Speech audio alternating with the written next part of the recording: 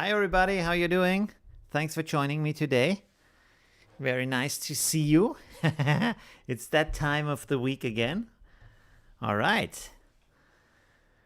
Whew, very nice. So another Thursday. Am I a little bit hitting the top of the screen right now? 1 second. There we go. No, that's too much.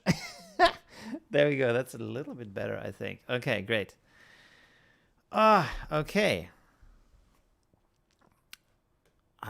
What is going on in the chat right now? With the left language. Okay. The classic problem. I don't think Affinity Photo supports the language going from right to left right now. They have requested it a lot of times in the forums, but it hasn't been added yet. Maybe they will do it sometimes. Yeah. Hey Oliver, how you doing? Hi Just Dude. Hi Martin, thanks for joining. Hi Agnes, thank you. Nice to see you here. Hi Christian, nice to see you. Daniel, hi, thanks for joining. Yeah. DA, hi, good to see you. From Ontario, Canada. Okay, that's pretty cool. DV, there's a lot of what are these? All these DVDA? Do we get more of those? Okay. Hi from Denver, Colorado. That's nice. Thanks for being here. Hi, Scene. Hi, Raul. Raul or Raul? I think Raul, probably. Hi, Sabine from Germany. How are you doing? Very nice to see all the people I already know and some new faces. And there is a fly here. Okay. Also watching my stream. Hi, Christian. How are you doing? Thanks for joining. And Brian from UK. Very nice. Okay, good to see you. How was your week? How is your life right now? Yeah. So there are a lot of crazy things going on right now, of course, and autumn already coming. I think it was kind of the shortest summer ever, like feeling wise. So, and my big cup is also back. So let's have a sip. Tea at the moment, not coffee. It's pronounced Sean. Sorry, always say it the wrong way. Okay. I'm not trying to spam you, but I just read it. Yeah, I saw that before and I thought, is this a spam message going on? But I know your name from other streams. So somebody made a video about a tool and it's apparently good. So yeah. I've not tried it. I have no idea. And you can make a motion board. But why? I don't understand why you would need that if you can just put together pictures in Affinity. What's the difference to that? But it's interesting to know about other tools, of course. So thank you for letting me know about that. That's pretty cool. I'm not saying it's bad or anything. I'm just saying, yeah, already good to know these kind of things. Hi, Hugo. How are you doing?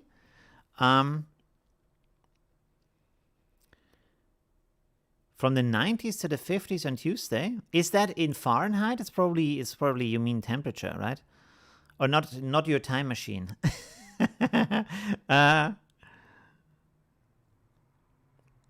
All right.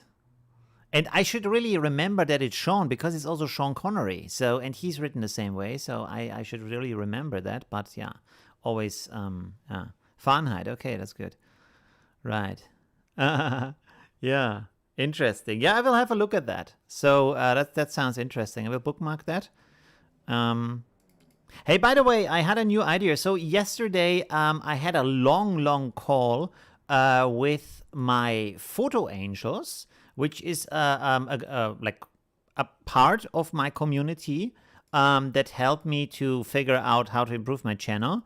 And we talked about what kind of stuff we can do on the channel, what kind of tutorial stuff like that. And I said I want to introduce other software also, not just Affinity Photo, and like stuff like doing a little bit of NIK Collection, doing a little bit of Luminar. At the same time, I don't want to dilute the channel because I want to keep the main focus on the software Affinity Photo that most people use and know. So that's good. But the idea was maybe once a month we could do like the first Tuesday of the month could be Everything Can Happen Tuesday, and there I make a tutorial that is specifically about another software. And then we also have the live stream where we can talk about other tools that might be good, and the rest of the stuff is around Affinity maybe. So I can slowly introduce some other stuff that might be a good idea. Oh, you were named after him. Wow. Okay. That's a tall order, right? Did you become a super agent or something like that? Okay. Hi, Ian from the UK. Ian. Okay.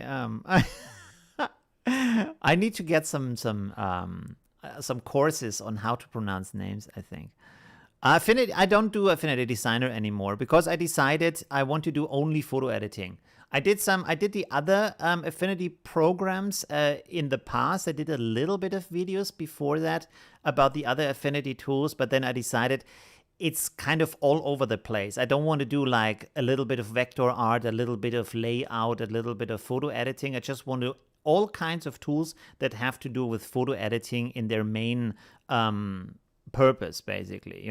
There's other channels. By the way, I'm not like super good with vector art anyway, so it's probably better to watch other channels to look at these kind of tutorials. So I want to really focus on one thing, and it's also that the important thing is it's already super hard in life to get good at one thing. So to concentrate and figure out, and also to grow over time with the channel in photo editing and learn about other tools. And there's like so much technology springing up all the time, new tools that we are seeing, new software, AI support, all these kind of things that is coming up, deep learning. There's a lot of interesting things happening in photography.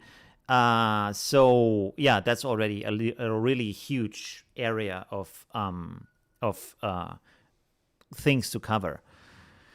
Hi Marco, thanks for joining. Call me 009 009. Okay. Hi Elma. Yeah. Thanks. A nice evening to you too. Yeah, he has a lot of Affinity Revolution has a lot of Affinity Designer stuff, but he is like focused on Affinity software, which is in the name of the channel, and I'm not focused on Affinity software in general. I'm more focused on photo editing. I'm mainly using Affinity Photo, but the main thing is still photo editing. So you could check out his channel. Although, has he done any designer videos lately? I don't know. I'm not checking out his channel that often, so let's see. Let's have a look at his channel. What is he doing over there? 135,000 subscribers. Wow. Okay. So growing pretty strong. That's good. But I'm closing in. I'm happy to report that I'm closing in because I have more than half of the amount of views that his channel gets, and his channel is like 5 times as big. I get 117,000 views a month, and he gets 208,000 views. So yeah, catching up. That's pretty good. Yeah. All right. I don't think. Well, let's see. What did he do? Just like Affinity Photo? Oh, he did an Affinity Designer thing 2 weeks ago. Oh, interesting. Okay. And then photo, more photo. It's very rare also. He doesn't do that much designer stuff. There's a little bit about Publisher that was 11 months ago. Okay, so not that much about the other software either. That's interesting. Yeah. Okay. Well, good for him. Like, he's doing a really great job on his channel. It's really amazing. How he's growing, very inspiring also for me to see that you can reach these levels, which is also good. It's good to have like a, how do you say, someone running at the front where you can like still test the market, where you see, hey, there is enough people to actually sustain over 100,000 subscribers. That's pretty interesting because every channel will top out at some point, and it's good to see, hey, there is potentially that amount of people that are interested in the subject, so that's pretty cool. Sorry, what was the other? He stopped doing a lot of videos. I don't know. I think they moved, and then I saw one video where they say they moved to a new house, and maybe they are still involved with doing that stuff like that. So he's doing less videos right now. I'm not sure, or maybe it's just like for his numbers, for reaching his goals, he doesn't have to do as many videos, you know. So, which is interesting. I went in the direction doing more videos, and he went the other direction. But as soon, I mean, as long as it works out, that's amazing. I would, yeah. No, I'm really enjoying doing that amount of video I'm doing right now. So I wouldn't say I would enjoy being able to do less videos for the same amount of numbers. That's not true. I really, for example, I really enjoy the stream and like meeting you, talking with you. That's really nice every week. Isn't it better to go step by step? What does it? Oh, this refers to another. Over 30% of my annual budget on new software that I never got to master.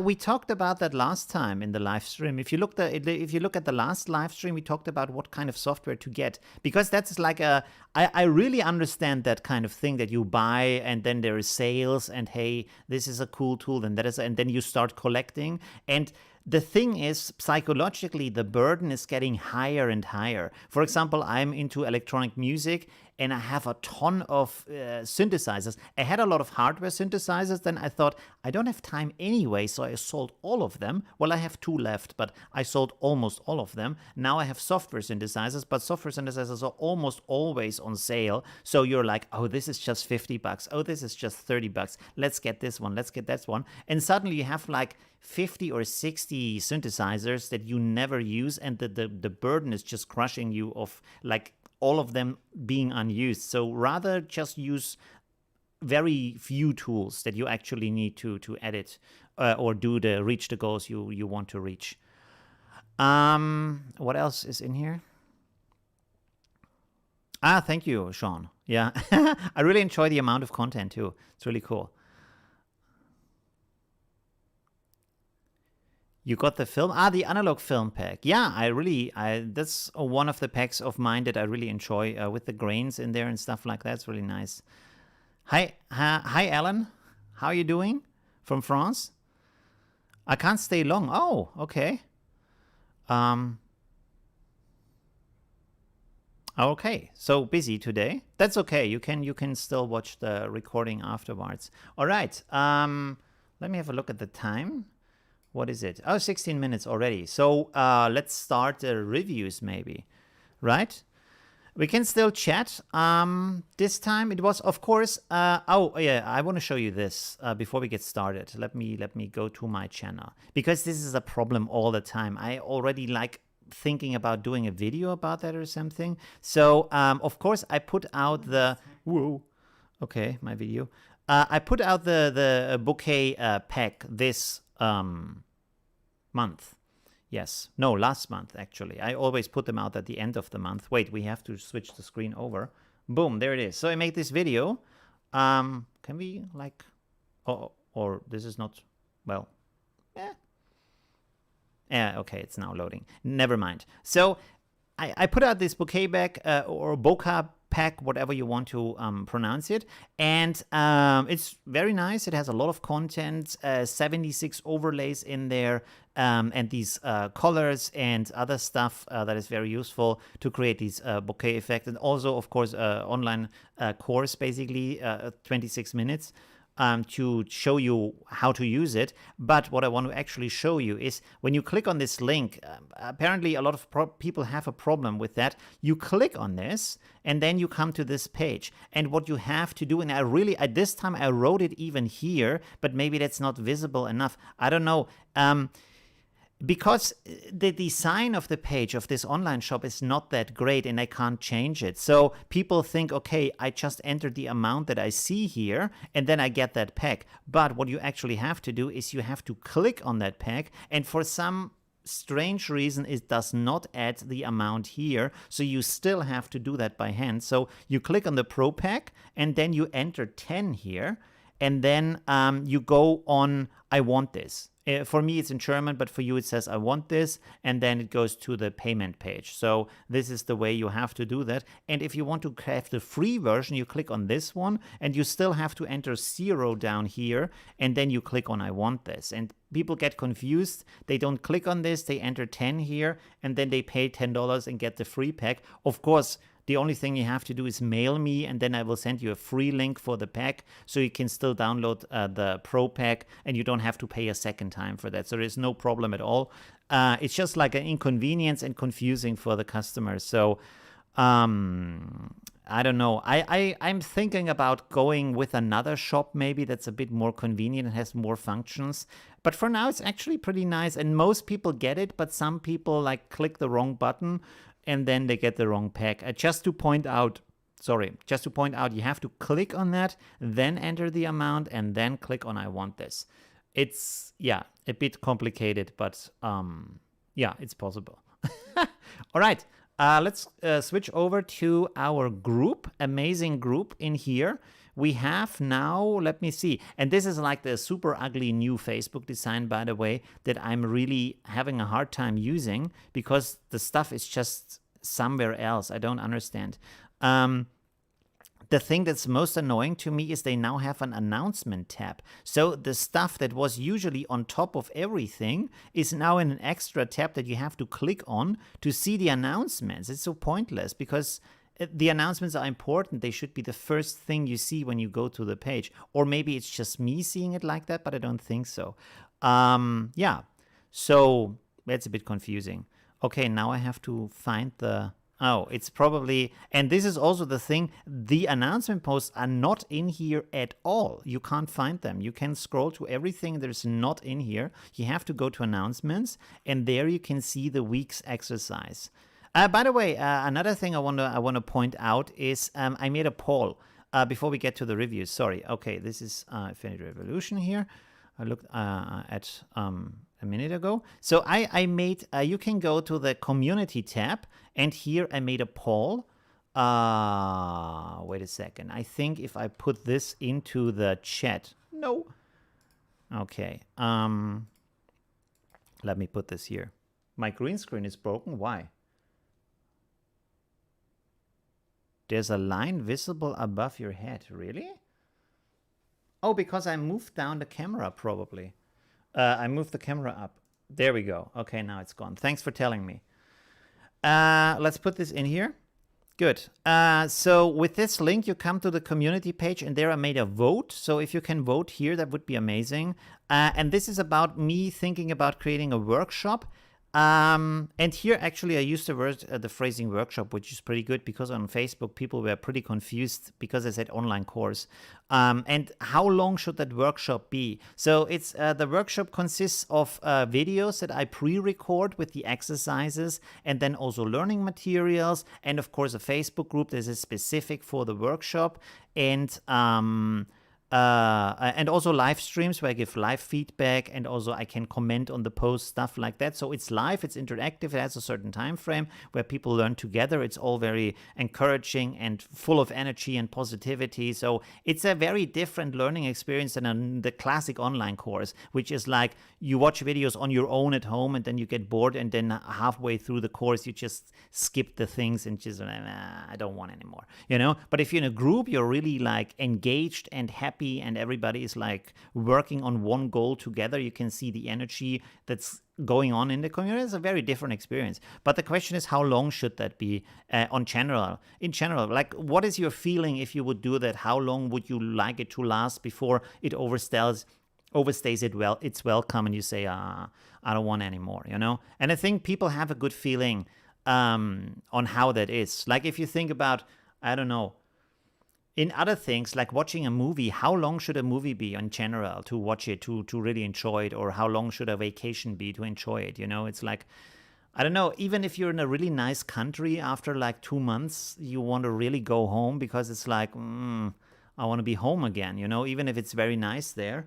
So that would be like the maximum time, maybe, unless you have planned a longer stay, of course, you know. Or with movies, I mean, a 5-hour movie, that's asking for way too much. Yeah. Did I actually put here the link to the... there it is. Okay, that's good. All right, so I also asked it in here for my community on Facebook, which now has 1,700 members, which is pretty awesome. And now I have to find the weekly exercise. There we go. Let's click on this. Boom. Okay. Right, and this time, of course, it was about the bokeh pack. I would make a poll, but I can't make a poll where I ask you how you pronounce that, because like how would you write how you pronounce that? It would be interesting. Bokeh, bouquet, bokeh, I don't know. And I saw a video there where a guy was going over like a big photo event with a lot of professional photographers and photo YouTubers and stuff like that, and asked the people, how do you pronounce that? And everybody said something different. So there's not really one kind of pronunciation that's right or wrong. It's just like all over the place. Yeah, everybody says something different. Bokeh. Yeah. I think, what do I say normally? I'm confused because I said it so different, so many different ways in the recent days that I kind of forgot what I say normally. Bouquet? Bouquet. I think I say bouquet. Or? I don't say bokeh. I don't think you usually say bokeh. Bouquet? Bouquet? No, bouquet is like flowers. Whatever. Never mind. Okay, let's start with the review. Let's have a look at how many people posted something here. Wow. Okay, we have not that much, actually. Not that much. Okay, that's good. We can go through that and then do some cool stuff afterwards in photo editing, stuff like that. So, 1 second. Here is the one picture by Peter. I tried different colors and decided on these because I see a connection to sepia in them. Ah, okay. Because I asked him, why is this so orange? It looks like very, I mean, it looks sepia, a very orange sepia, very intense, but yeah, it's an interesting use. It's not the kind of bokeh effect you would usually make, because like it's very obviously not what the lighting is at that situation. So it's just a very artistic approach to that. And there's a little bit of pink up here. So interesting mix. I don't know what else to say about that. It's an interesting mix. This is the original picture here. And by the way, like if you use bokeh effects or bokeh or whatever, I don't know.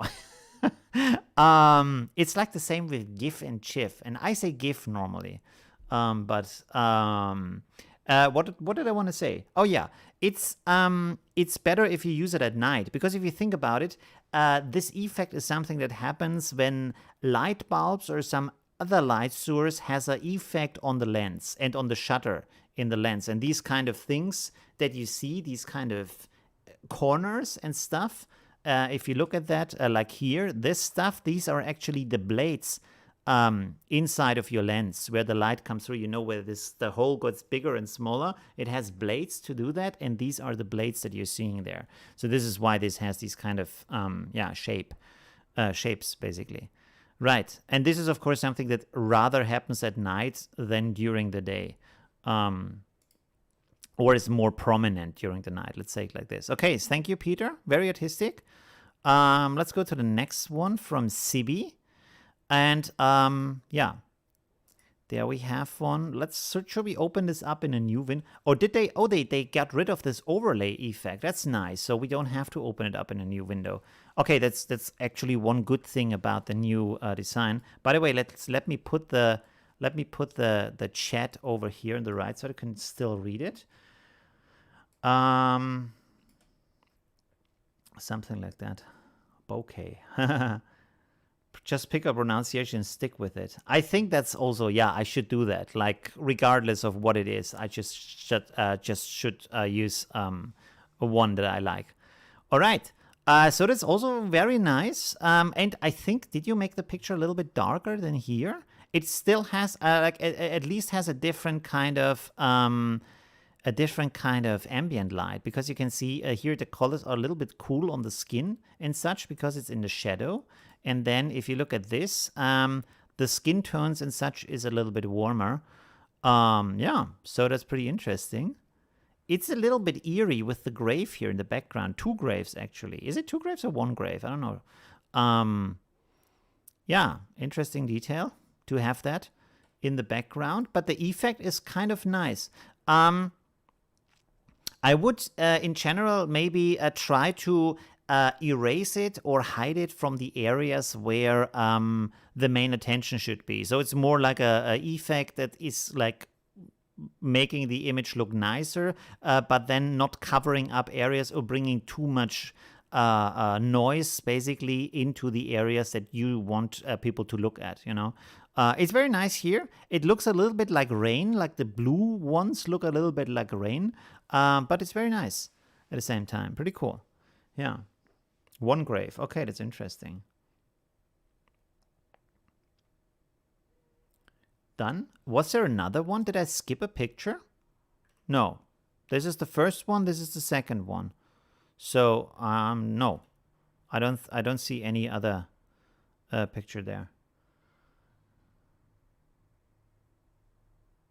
The live stream will later be on my YouTube channel, and it will be around 3 hours. So usually I try to cut it off at 3 hours. Before I did like 6 hours, but then I realized it's just like not good to watch it afterwards for 6 hours. So 3 hours is like more approachable afterwards for people who come later, because most people actually watch it later.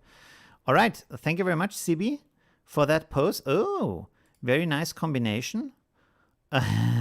With a frame also and some text. And this, by the way, is if you look at this picture, like the before and the after, that's a good idea that you try to adjust the bokeh or book. Okay, what kind of pronunciation do I want to use? Bokeh? Let's say bokeh. Okay, bokeh effect. That you try to adjust the colors either to match the picture or to be in contrast with the picture so they stand out more. And you also can put a contrast between the different layers of the bokeh effect, right? And here it's very nice because you have this kind of, you adjusted the lights a little bit, like the colors in the image. So the background is getting a little bit violet. And then you have this blue, which matches good with the violet. But the other, like this kind of glitter effect bokeh in the background that has multiple colors that still match with the other colors. So they have a little bit of this blue here and a little bit of this pink in the background. So that's a very nice way to combine colors. Hey, Jeff. How you doing? Thanks for joining. Yeah. Very good. Videos are addictive. That's pretty good. You can watch them over and over. No problem. Yeah. I think that's your natural way of saying it. I think so too, yeah.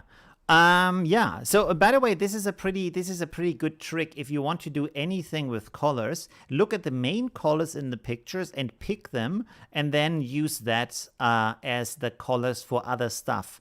Not in the way that it's getting hidden, of course, like if you have a text and the text has the same blue violet than the background, you can't read it anymore. But what you could do is to pick any other color that's in here, maybe the blue or something like that, and then you have a text that's matching something else in your picture. So that's an easy way to design stuff and to get something that matches together without having to search for colors for too long. It's just like to try using something that's similar or in the region or complementing it. By the way, you can go to, and again, the evil Adobe Corporation, you can go to Adobe Color, and they have a very good tool here that's actually free that you can use online, which is not this. What is this? Okay, they explain how the tool works. Okay, and here you have different basically color concepts. So let's change this to English so you can actually see what I'm talking about. How do you change the language? Let's go here and make it EN. Okay, good. So you can see now that we have analogous, monochromatic, triad, complementary, split complementary, double split complementary, square, compound, shades, and of course custom. So you don't have to know all these kind of concepts. You just click on them. So you select your middle color, this with the icon here. This is the base color as it says. And then, for example, if you say monochromatic, all of them are the same color, but they are different shades. And then if you go try it, you have these in a triangle basically over the color wheel. But they still fit together because of this concept.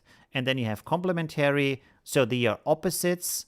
And then you have split complementary, so they are on the opposites but a little bit split. And you can see how they still match to the color you selected.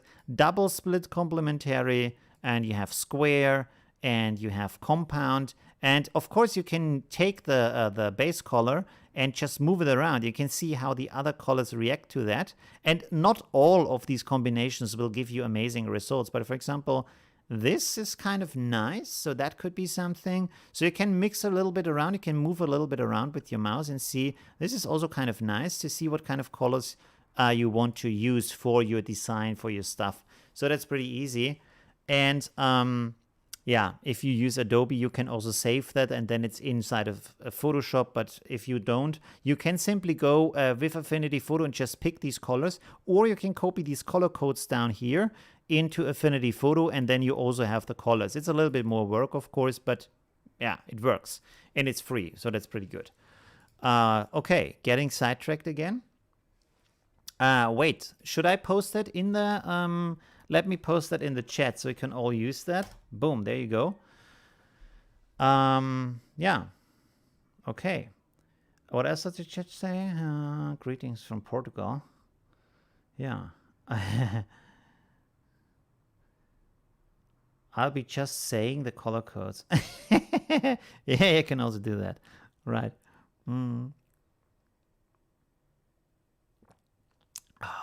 I always, like, I've never researched, by the way, how do people come up with color names? I think is there official color names or not? I don't know about that. Like, if they say Pacific blue or something like that, is there, like, I know with paint colors, of course, with oil paint colors, there's specific names for different colors. But like burnt sienna, this is like an official name, but then you have all these, like, there's millions of colors. And also these kind of fashion colors. I think people come up with names that sound good for the marketing. Okay, let's go for the next one. Here's another good example of matching the color to the picture. So that's pretty important. Oh, is this actually, you did colorize it? Ellen, did you take a black and white picture and then colorize it? Because this looks really good for colorization. Did you really paint it? I don't think so. That would be amazing if you painted that by hand to look like this.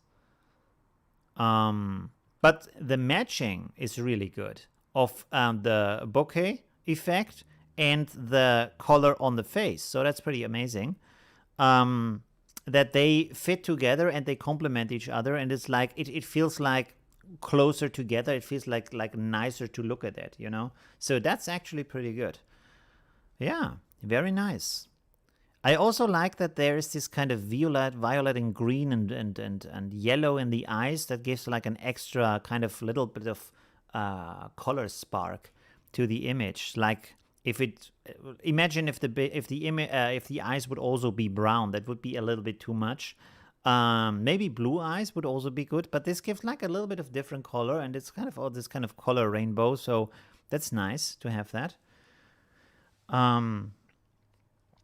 All right, let's go on to the next one. So this was pretty cool, very nice.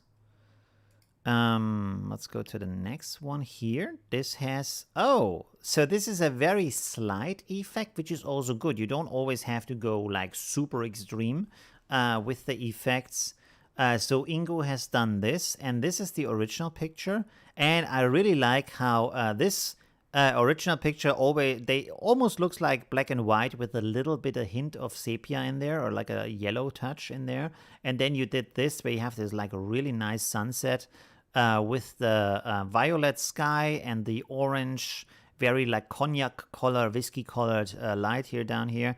And then interestingly enough, you decided to make the bokeh effect white, which is also good, which you have sometimes from the sun, which is just, if you just have white light in there, you get this kind of effect. Looks pretty cool.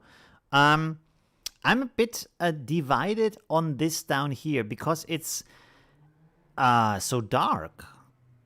I'm not sure if it would look like that, because I mean, it's a light effect, and this looks light, and at the same time, it looks like the light is in the shadow. So that's I mean, if it's too bright like these up here, it would be like really disturbing to have that much light down here. So I understand why these are not as bright.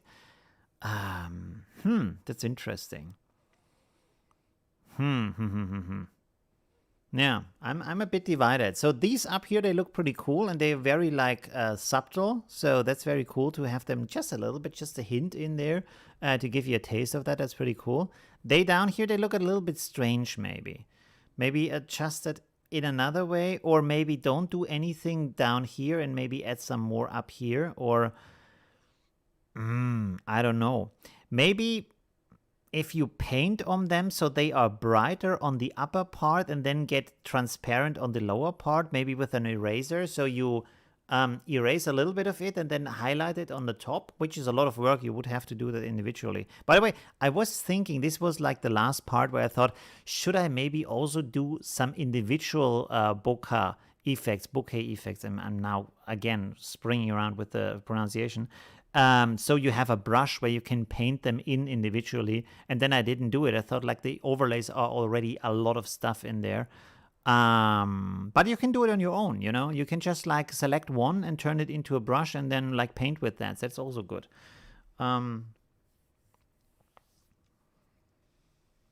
It's in color, but I made... okay, made a mistake. Okay, interesting.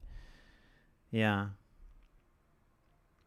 It's very nice. It's really nice. Okay, interesting. Here's the next one. And this is more, again, like the artistic effect, but pretty cool.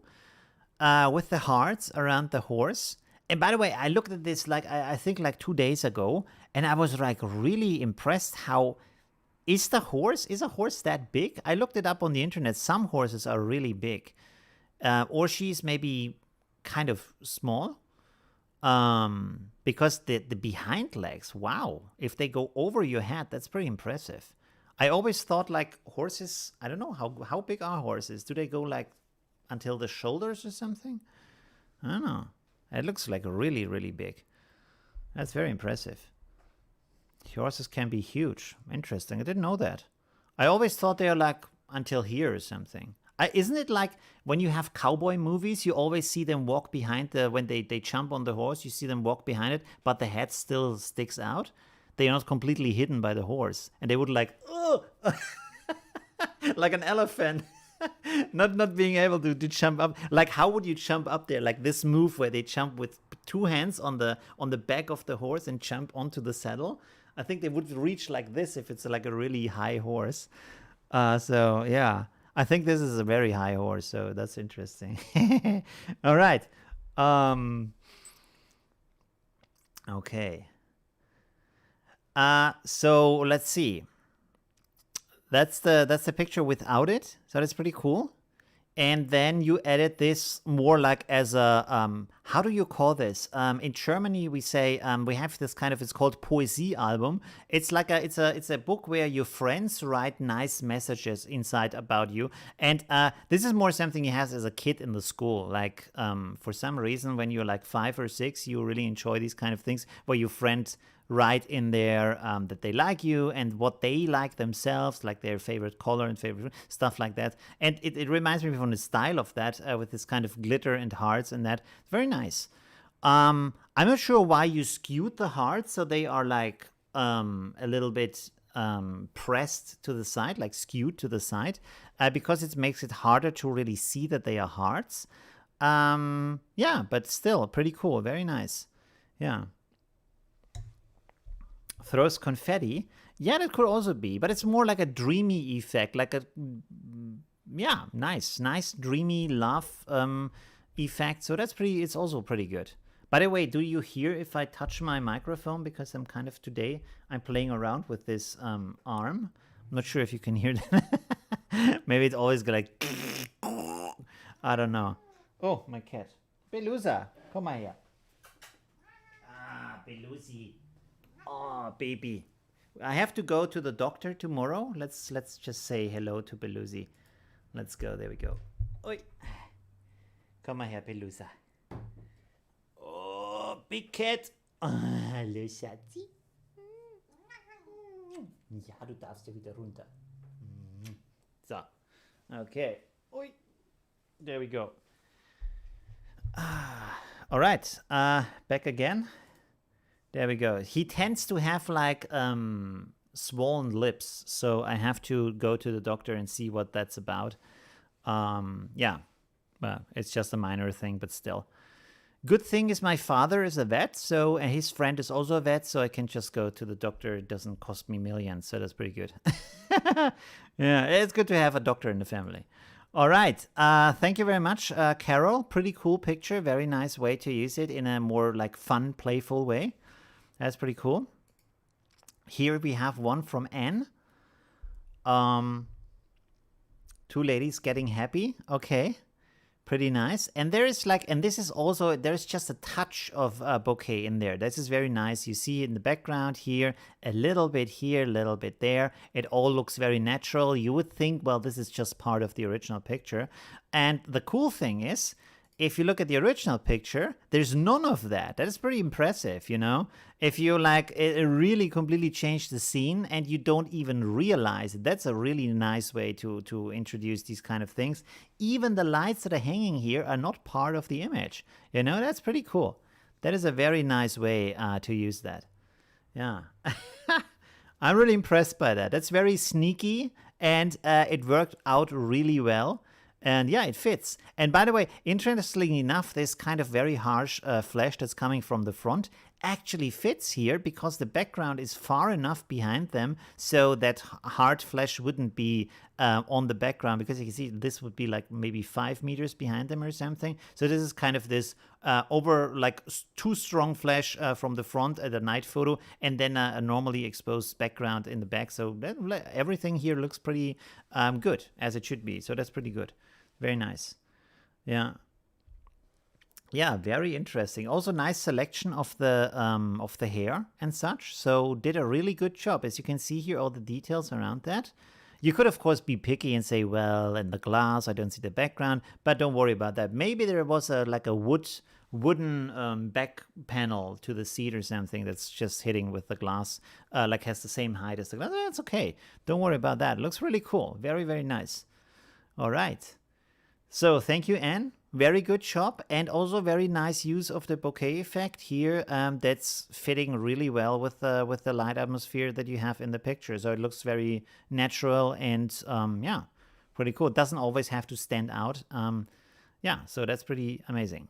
Thank you very much. Let's go on to the next picture. Okay, so we can skip that. And there is the next one by Oliver. All right.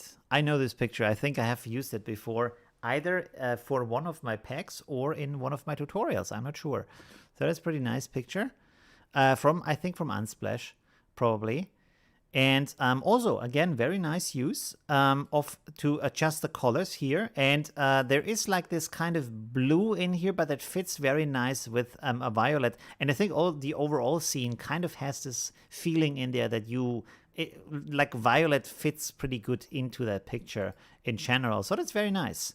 Yeah, it's a very strong glow, so it's more like this kind of powerful magical glow. There's some kind of spell going on or so. So more than would naturally be there. But again, that's pretty cool. If you want to use it like that in a more artistic and a more like, how can I say, powerful way, let's say like that, that's pretty awesome. And that's a very nice use of bokeh in general, to just have these amazing effects and amazing lights that also are really good at turning an average picture into something special that's really like interesting to look at. So I'm not saying that this is an average picture, just saying if you have an average picture, you can pimp it up a little bit with a nice bokeh effect and some other light adjustments.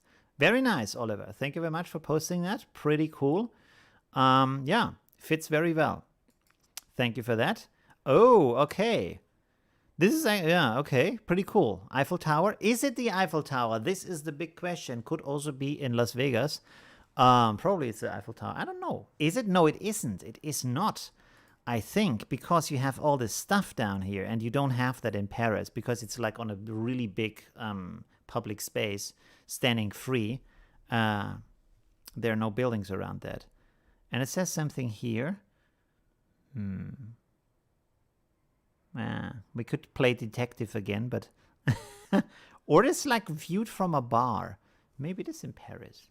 I don't know. Okay, anyways. I think the Paris one has more lights on it. This has just a little bit of lights. Where's the... Oh, this is the original picture. I was asking where's the bouquet.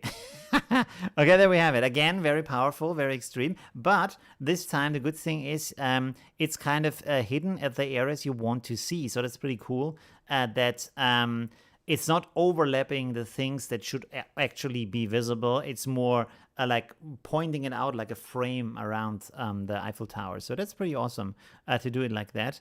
It's a lot, maybe, of bouquet. I would have done a little bit less of the effect, but still, pretty cool. If you want to do it like that, that's also okay. That's very nice.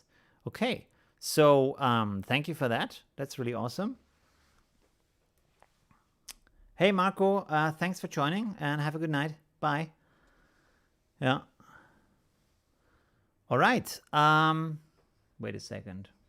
Okay, I thought this was a link. Okay, it's not possible.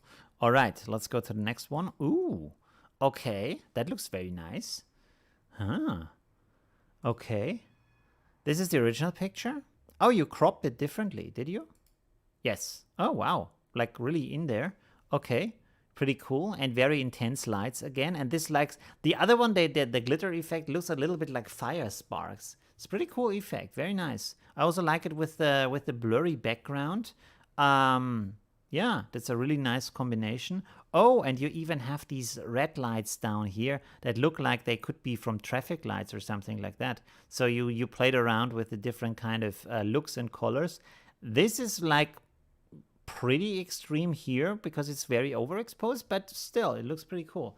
That is very, very nice. So yeah, very nice. With the tower. Is it in Russia? This looks like a Russian church. So yeah, that's pretty cool.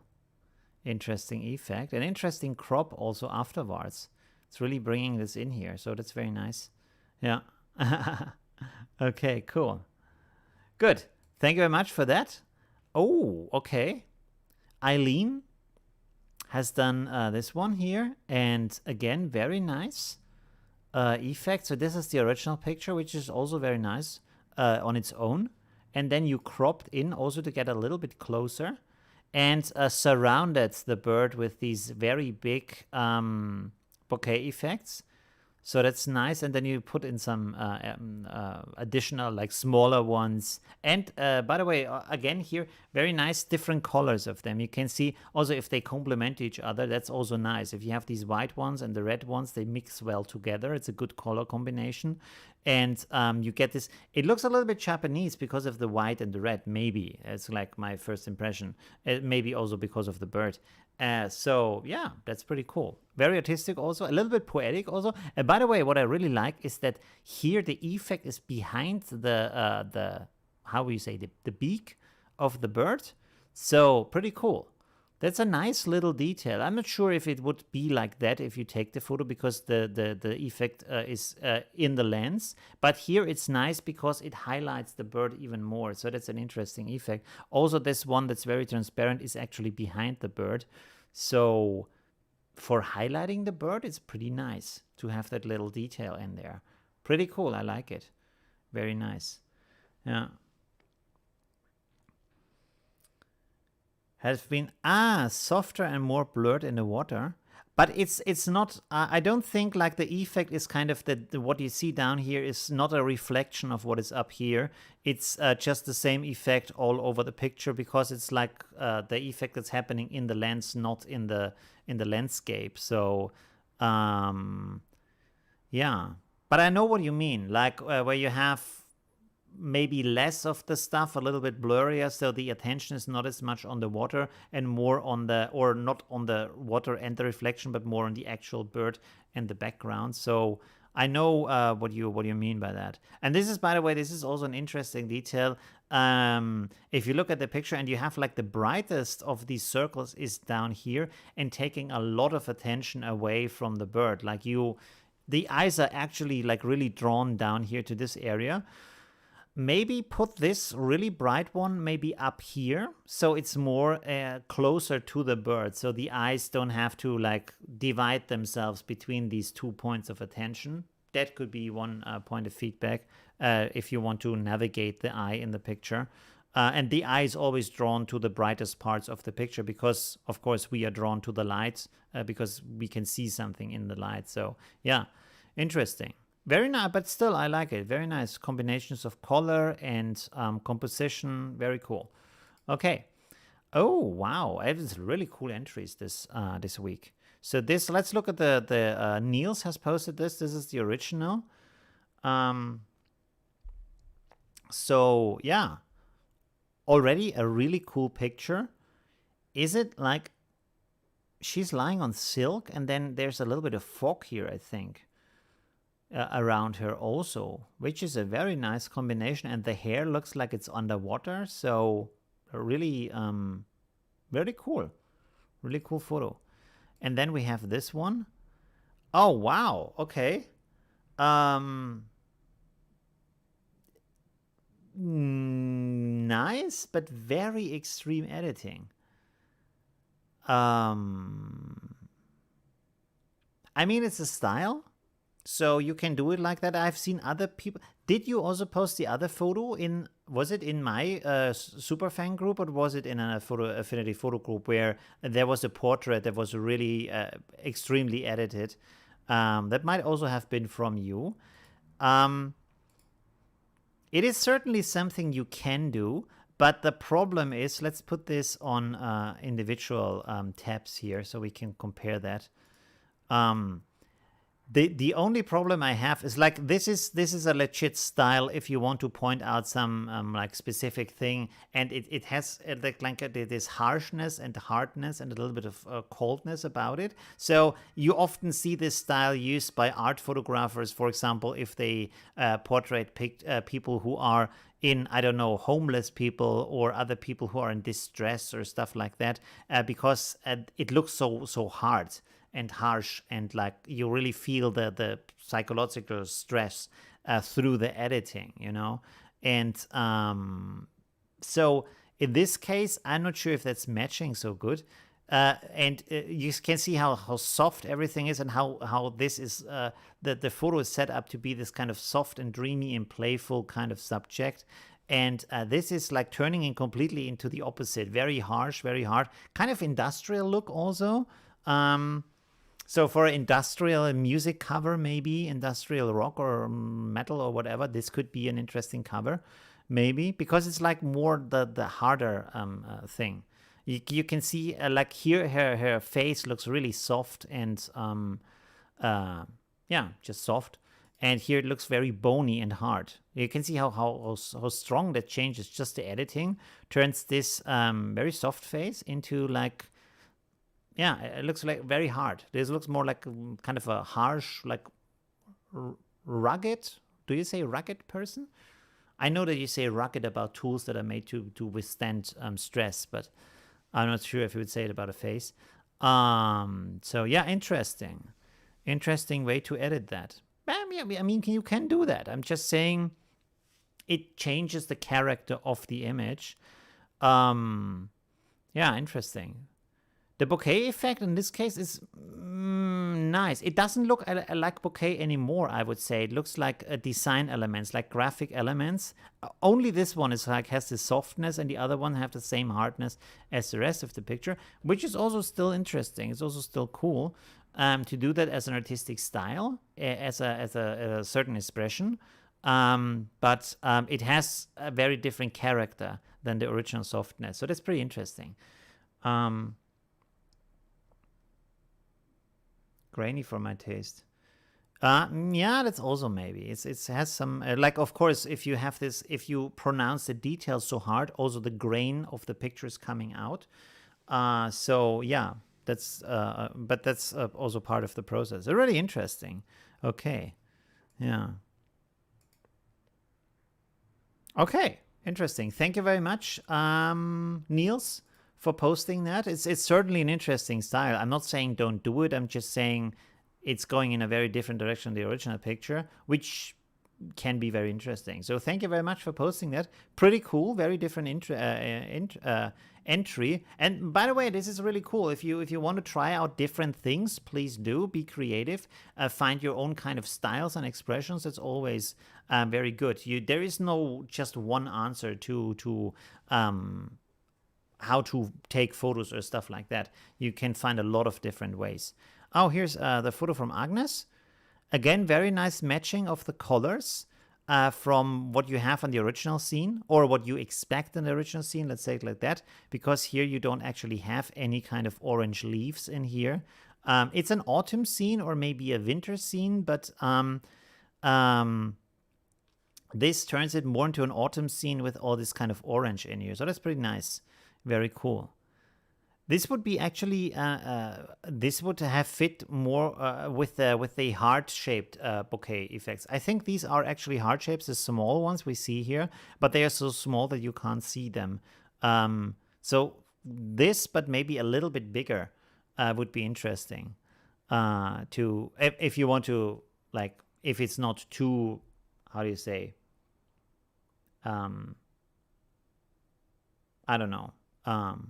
I don't know the right word, actually. Too sugary, do you know what I mean? Too sweet, if you put hearts in there also.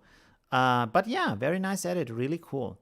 Very interesting. You also added a blur here to make the focus more on the couple, like more an artistic blur. So that's pretty interesting. Oh, it's actually also in here. Did you use a tilt shift lens or something for that? Or why is this? Because it's not just blurry, it has this kind of movement like you would zoom in really fast onto the subject. Or at least from the, it looks like this is like fleeting from the middle to the outside. So it's pretty interesting. Okay. Nice. I just remembered I wanted to mail someone who sent me pictures last week. Oh, with NIK software. Okay, that's interesting. Yeah, they have these kind of blur effects in there also. Okay, interesting. Pretty cool. Yeah, I really like it. Very nice. Very nice combination of the colors. Fit well together. Also, by the way, you can also say that the orange colors fit also with his blue shirt, because blue and orange, of course, they are complementary colors. So that fits together also. Yeah, very nice. And this, by the way, if you again go to this tool, this is something that this can help you with, where you say, okay, this is my original color, and then complementary, and what kind of values would I get here? And you can see that you have these kind of orange values in here for certain kinds of blue stuff like that. So, but I mean, of course, also in Affinity Photo, you can see what is on the other side of the circle, basically. Yeah. All right. Pretty cool. Let's go on to the next one. Oh, wow. Okay. Getting really artistic this time. Ooh, that's a nice effect on the... Oh, this is already in the original picture. But apparently you also edited that because your name is in here. Is this... I would maybe think this is Topaz Labs because of the kind of glowy, kind of light painty nature of the effect. That looks a little bit like these Topaz Labs style. But maybe not. I don't know. Maybe it's just a glow effect that you put on the image. So very nice. And then you put this over it. Oh, okay. You added a green, kind of blurry green background to that. That's interesting. The wait. Topaz. Okay, interesting. You see, I already, just from looking at the pictures, I know, like, this is what I'm saying, you know, this is what I'm saying. Different tools have different looks and they produce different kind of colors. And you can really see after some time, okay, this is a Lightroom look, this is a Topaz look, this is a NIK Collection look, this is a Affinity Photo look, because they have different kind of, like, just how the picture feels. So that's really interesting. I like these effects in here. They feel a little bit like pollen flying from the flower, from the blossom. The one thing I'm not so sure about is these very different and are like artificially looking colors. Like you have this violet in here and the green, and they don't really match so good with the other colors in the picture. So I think it would probably have been better if all of them have different values between yellow and red, or like this reddish orange that you find here, like this. So I think that would probably have matched it better. And then as a contrast in the background, you have this green color which matches with these colors over here a bit. So that's okay. You could also maybe use a blue background that also gives you contrast to the orange. So you can play around with these kind of things. But these very like different colors that you don't find in the image, and they don't look like nature colors, that's like putting it's a bit different, you know. That's yeah, I don't know, I'm not sure about that. Yeah, it would also be interesting to think about maybe if you have all of them in these similar colors to the flower, and then also try to put this kind of glow effect on them, so they have this same kind of dreamy, glowy kind of light coming out of the flower.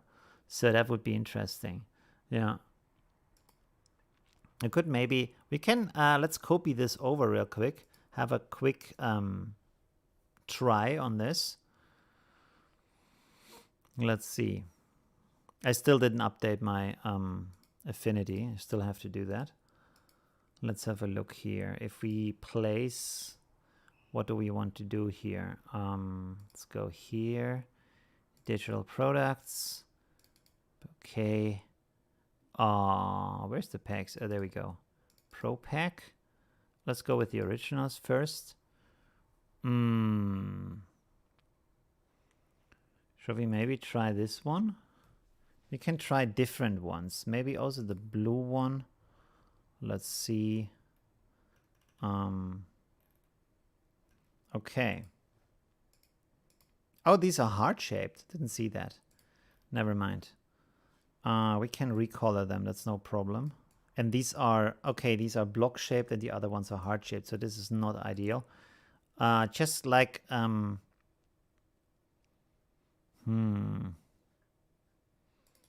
what shape do they have? They're also block-shaped.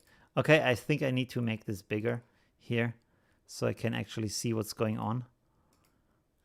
This is better. I just want to give it a quick try. Let's maybe take these, this, and that. Whoop, did I select both? Yes, okay, good. So let's try these two real quick. Just put this in here, and then put this in here, like so. And then I will set both to add maybe, like this. Okay. And then let's put a recolor on here. Does it recolor everything? Oh, it recolors everything because of the... Wait a second. We have to go in here and then reduce this. So now it's only recoloring the stuff. And then we have to do the same here. 1 second. Recolor. Where's recolor? There's recolor. Okay. Put this on here. And again, pull this down. Let's leave it like that. Okay, let's see if we make this like...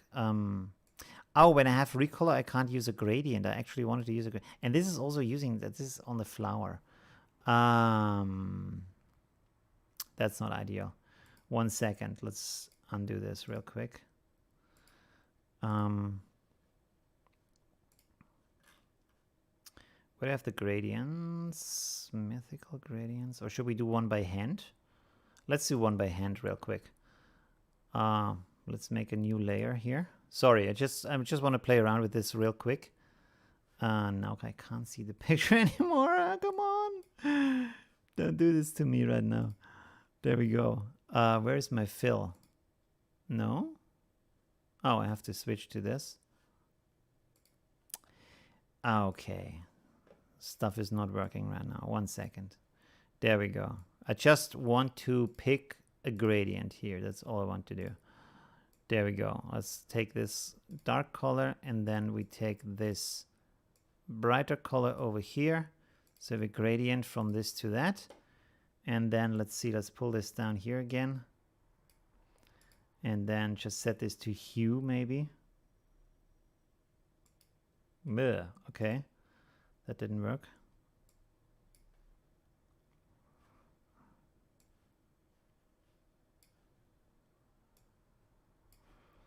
Let's see if I put this on here. Why is this not working right now? That's really strange. Let's turn this off real quick. Sorry.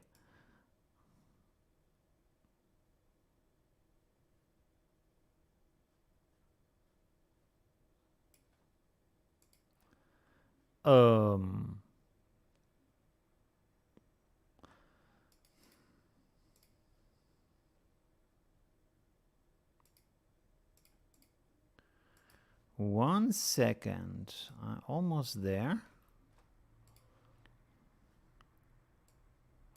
Huh.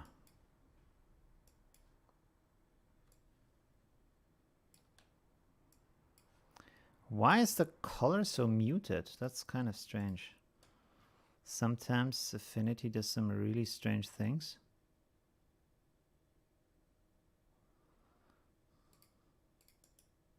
Duplicate this. Let's get it better? No.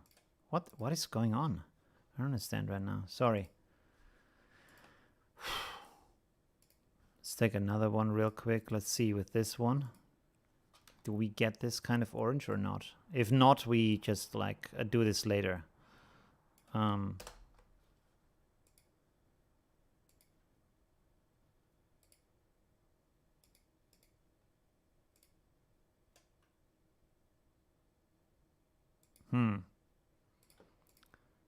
So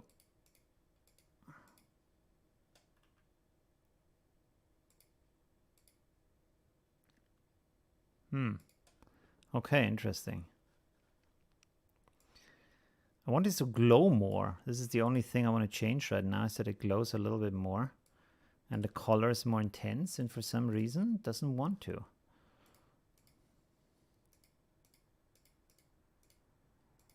And it's also addressing the... come on. Let's rasterize this real quick. Let's delete this here.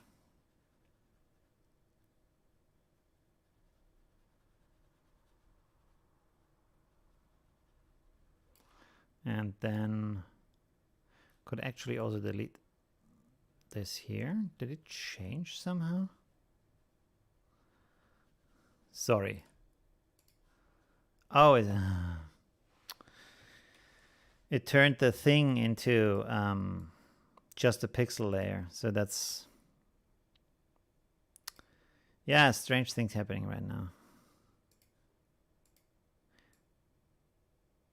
Oh.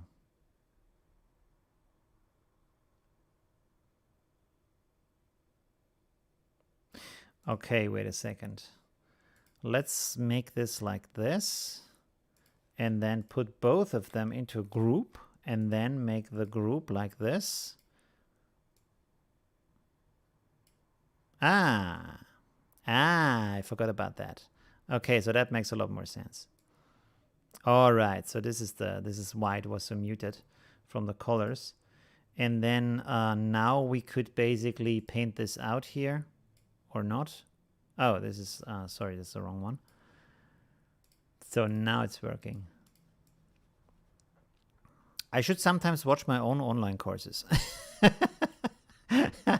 There's so much stuff going on all the time that I forget sometimes how I use stuff.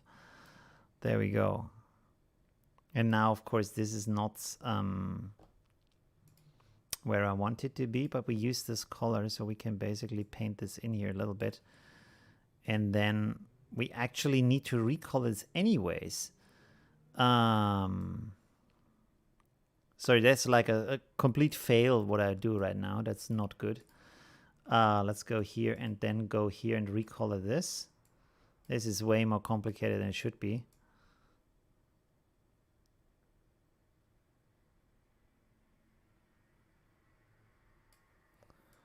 Yeah, something like this.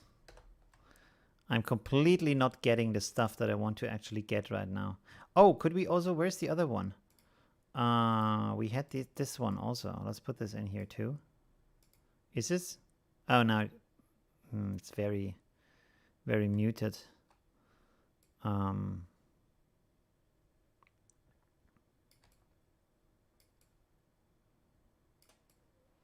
Yeah, this is not what I wanted to have as a result. Let's group this and then rasterize it just to have something here, and then maybe duplicate this and then blur it.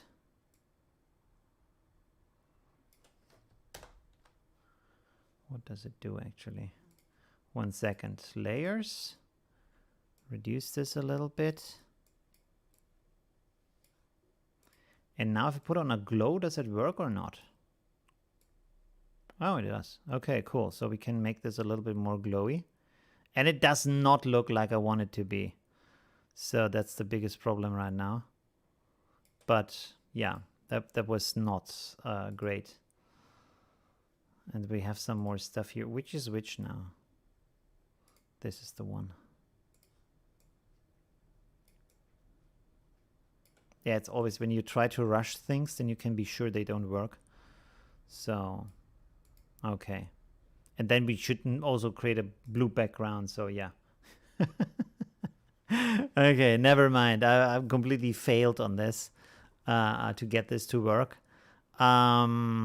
We can come back to that later. Let's go on with the review and then we have a look at that. Maybe I leave this open. We can have a look at that later. If that's okay with you, Hugo, that I use the picture in the live stream like that. All right. So thank you very much for posting that. I will play around with that a little bit later. Oh, we only have one more picture from Yvette. There's no before picture. Yeah.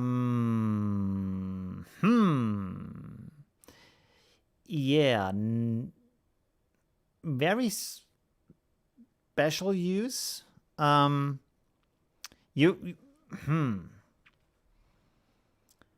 It's like the bokeh effect is very bright, and then you made a mask that is very apparent here. So try to integrate, like if you watch the video I created with this kind of like I showed right now here with this, if you put this in here, let's put something in here like this. Let's take this one, or let's take this one for example, and you have this kind of glow effect, and you don't want to have that.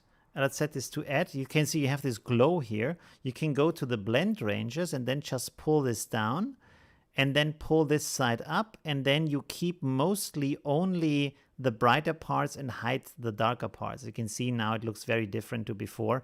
This is with the glow, or let this kind of glow effect in there, and then this is without this kind of ambient glow. So this is an easy way to reduce that from the picture and just have the bokeh effect. So I think this is what happened maybe here. What went wrong is that you have the effect very strongly on the picture, and you maybe only wanted to have the bokeh effect. This is why you erased it here with the brush. But that's like, there should be a softer, how do you say, gradient? Like a softer fade between these two areas of not having the effect and having the effect, so it's more natural. So have a look at the online video that I provided. It's in the PDF. If you download the pack, let's go to the folder real quick. 1 second. Let me find the folder first. Photos? No. There we go. This is it. No, this is not it. I'm almost there. 1 second, and I'll show you what I'm looking at.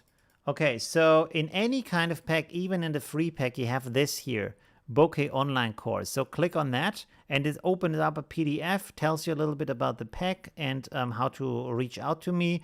And then you can click on this link, and this goes directly on YouTube to this video. See 26 minutes, where I talk about how to use the effect in Affinity Photo to get these kind of looks here, and also some extra stuff, some extra kind of effects. All right, Good. So that would be, yeah, good to look at that to get better results from that. All right.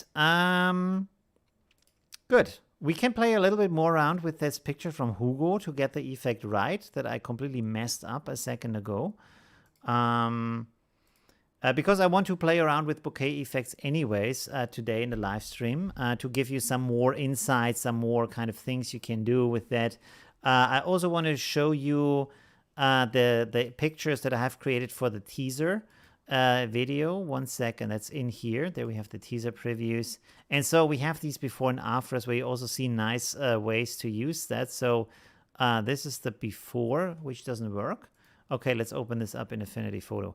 I have the problem at the moment that stuff does not work for me in the preview, photo preview. I don't know why. 1 second. Packs? No, sorry. Teaser preview. So let's open, whoops, let's open these up here. Okay. And you can see like the before and after pictures. So this is the before picture. No, this is the after picture, sorry. 1 second. This is the before picture. And you can see that I select pictures that often have like dark areas in there or night areas in there where it makes it like if you want to have kind of a realistic effect or you might want to have the effect look good, they look better on darker backgrounds than on brighter backgrounds. So if you see this, sorry, I don't want to pull this out. Just okay, now it's so this is the before. And this is the after. I just added a little bit of this. It has kind of this gaming, video game kind of digital look. So it's not like a super realistic bokeh effect. It's more like this, the idea she's a video game character. And this is like you see in an advertisement when they are suddenly in this gaming world themselves. This is kind of the idea that I was going for also with these triangle shapes and stuff like that are floating in the air. And yeah. So, and this is also good because you have some darker areas here in the picture. And then I also use the ambient light that's in the overlay that when you put it on in my bokeh pack. I use that. I think I did a little bit more maybe because you have more pink, or maybe did I do more? I mean, I matched these colors also. You can see like there is blue here in the background. There is like this orange, red here in the background. And so I added it in a way where you have pink effects over here. Maybe I painted this on afterwards, the color. And then you have these more blue effects over here. And there you have a nice contrast where you see them next to each other. But there isn't anything on her face. So nothing is obstructing the important parts with the face and the logo. There's a little bit over the weapon, but the weapon is just like a additional tool anyway. So that's pretty okay. Here we have the other picture, which is very dark in this case. And just the guy with the mask. So good starting photo for an effect. And then I put this on that again puts it in this kind of digital looking gaming kind of atmosphere. So again, like more an artistic way to use it. And as you can see, the colors try again to match the scene and are complementary to each other. So if you look at the original picture, you have this kind of orange here from the light in his face. Sorry. And you find a similar or the same orange over here in these lights. And then to have a complementary color to bring more of a distance also between these two shapes so they don't overlap, they don't flow or melt into each other. They are blue, which is the complementary color of orange.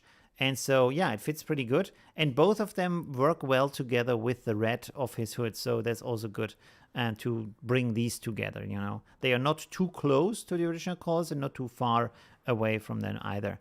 You know, for like when I have this effect on here and it would be like a red effect for the bokeh, it would like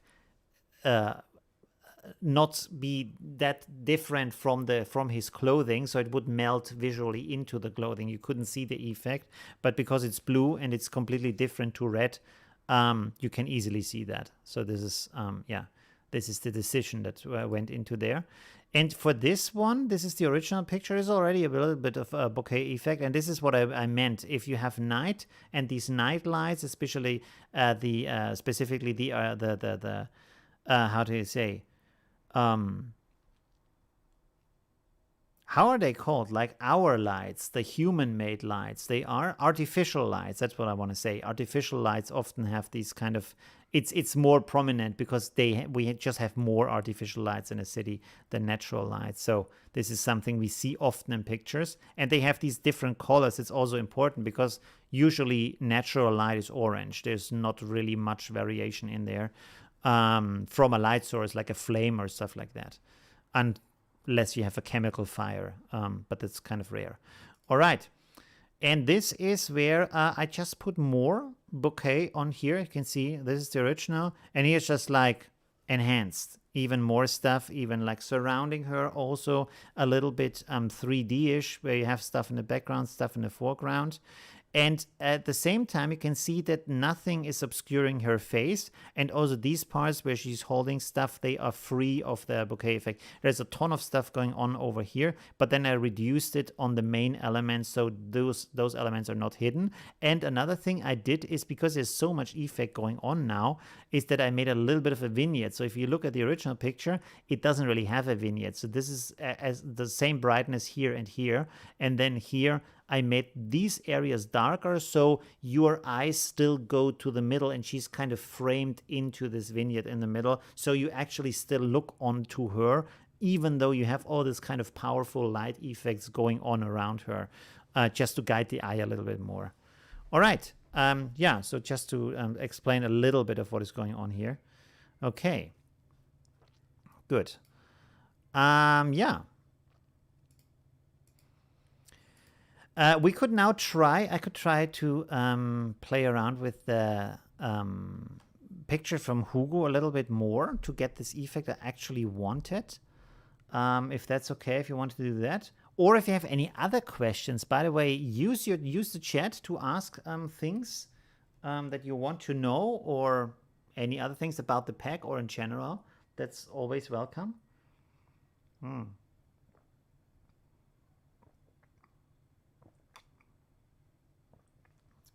There we go. Okay. Okay, so let's see what we can put in here. You can ask questions. I will see them over there on the live chat. Is anybody right? Let me close the live chat and then open it again, so I'm not missing anything, because sometimes it freezes. Pop-up chat. There we go. Okay, I don't think I've missed anything. Packs, Pro Pack. Oh, we also have, let's go here, because we have already pre-colored these. What do we have? Blue, violet, green, Miami, orange. Orange faded. Oh, we have, this is saying text here.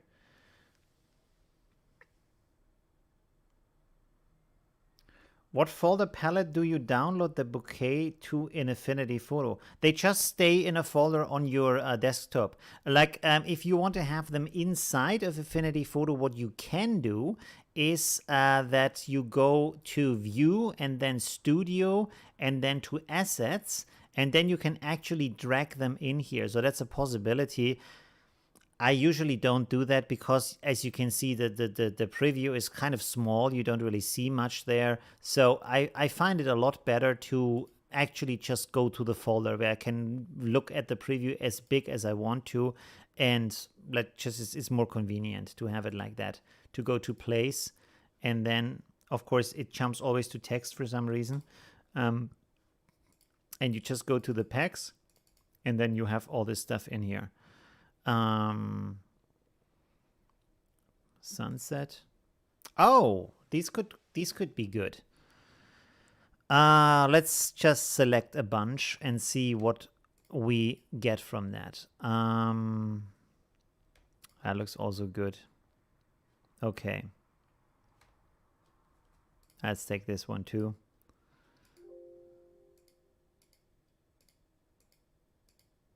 Yeah, just put them in a folder. Maybe also copy it to another position where they are safe, in case you overwrite them by accident or stuff like that. That you have a backup of the folder. Sorry, of the files. So that would be a good idea. Let's see what we have here. This is a bit extreme. Okay, this one is good. This one is good. This one is good. And that's basically it. Okay, cool. So let's delete these two on the top. And then let's see now if we can add those. Go to add and go to add. All right, that's already a lot better than before. Let's turn these off and then place this a little bit. And I actually like the idea that they are more red when they come from the flower. And then getting less red, like a little bit like a fire effect.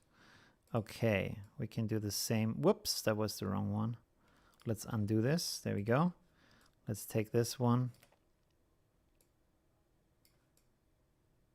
By the way, is it like when you edit stuff, you listen to music or such? Because if I do editing and I know it's going to take longer time, this is actually better because there's not that much going on. I actually like to listen to music, like especially on YouTube.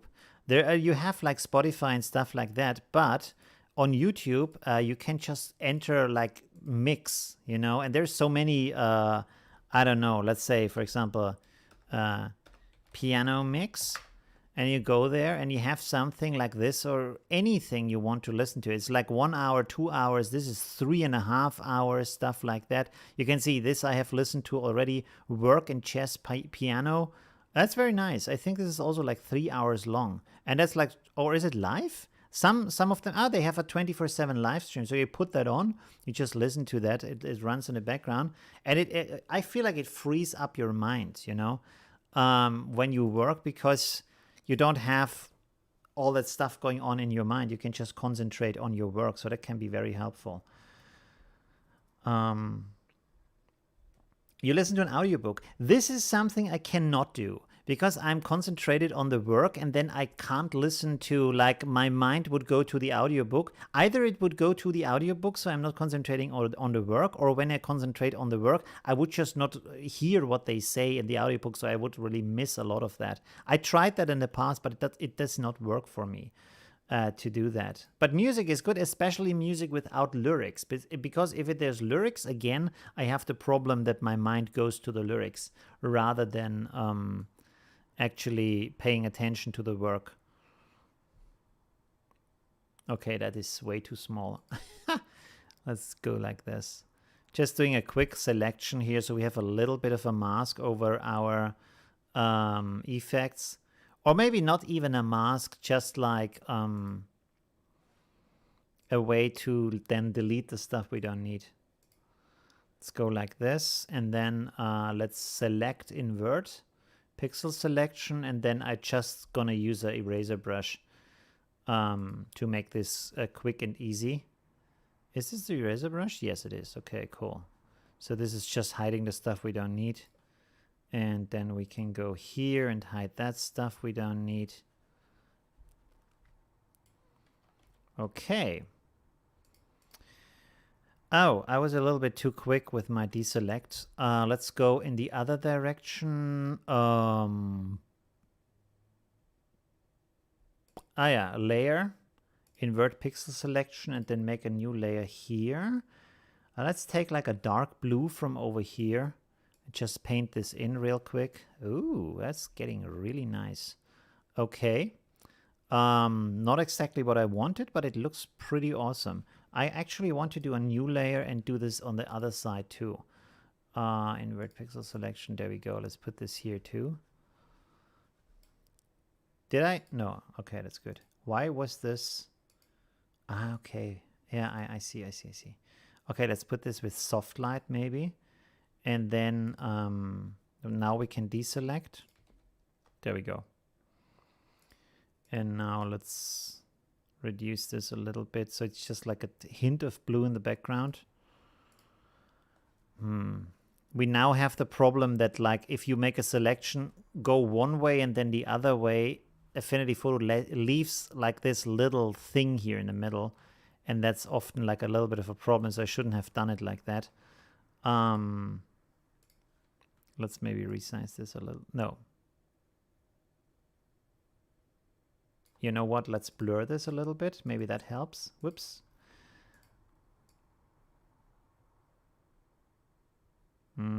Yeah, okay. Let's put this here on recolor.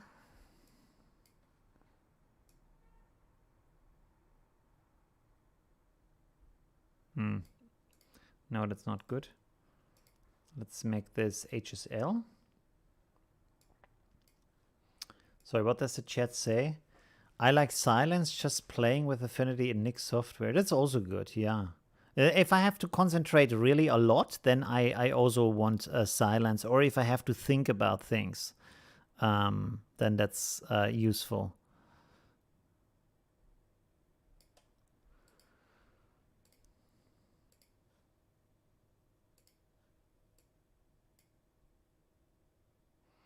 Smooth chess type. Yeah, yeah, that's pretty good.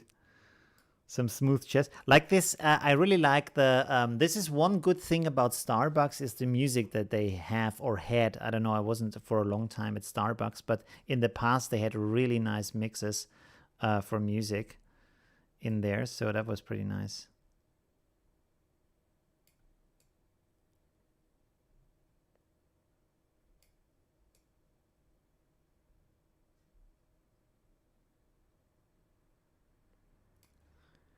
Okay, actually I think we should go in here and reduce this kind of ambient thing here a little bit. That is way too much here.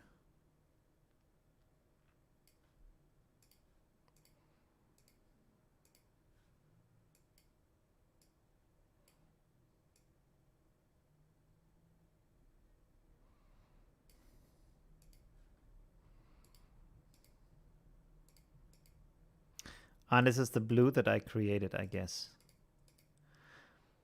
Maybe it's even better without the blue. Let's reduce this a little bit. Or if we make this soft light.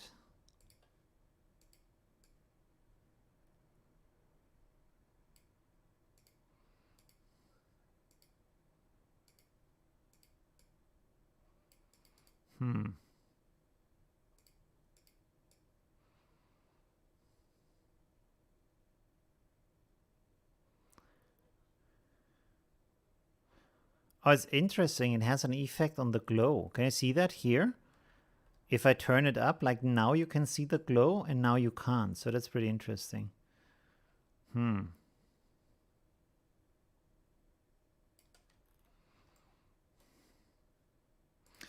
Maybe we don't do that here and then just do it afterwards later. So, but that's kind of like a little bit the direction I wanted to go in. Let's duplicate this one and then give it a blur effect. So maybe we have more of a glowing light.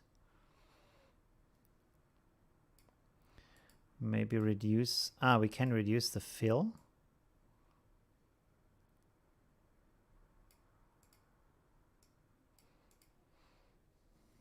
Yeah, so like getting a little bit closer to this original glow in the picture. That was kind of the idea.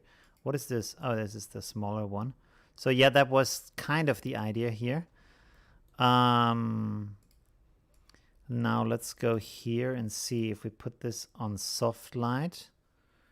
And then let's go to our color wheel, play around with that a little bit.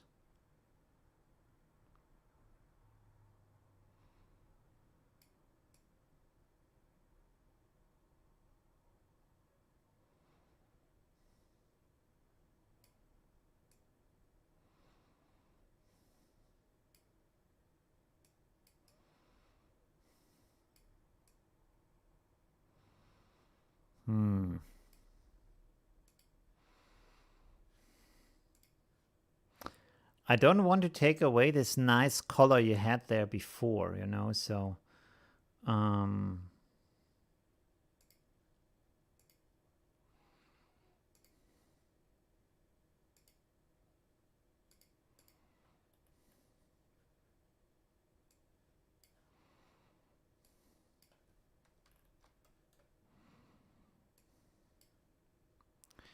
and now they are very red, so that's not good.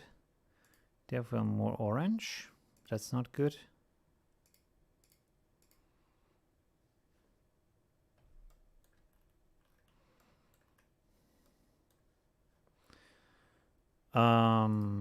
Let's take this one, make it more transparent.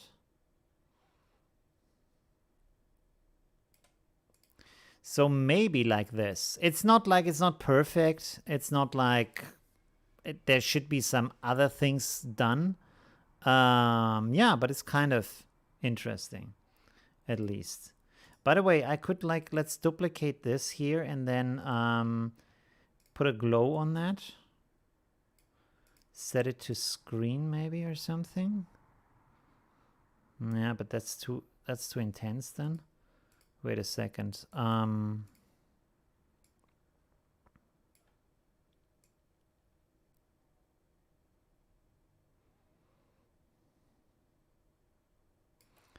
Like so, and then maybe delete these parts over here. Oh. I think we have to redo the setting for the oh no, they're still there.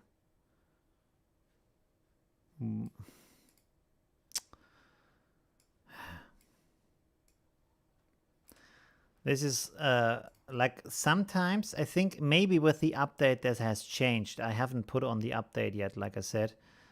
You can see that the blend mode is changing when I do some stuff. Although nothing changed about it, the blend mode suddenly is different. Or it has a different reaction to the picture, so that's kind of strange sometimes. You see how this is?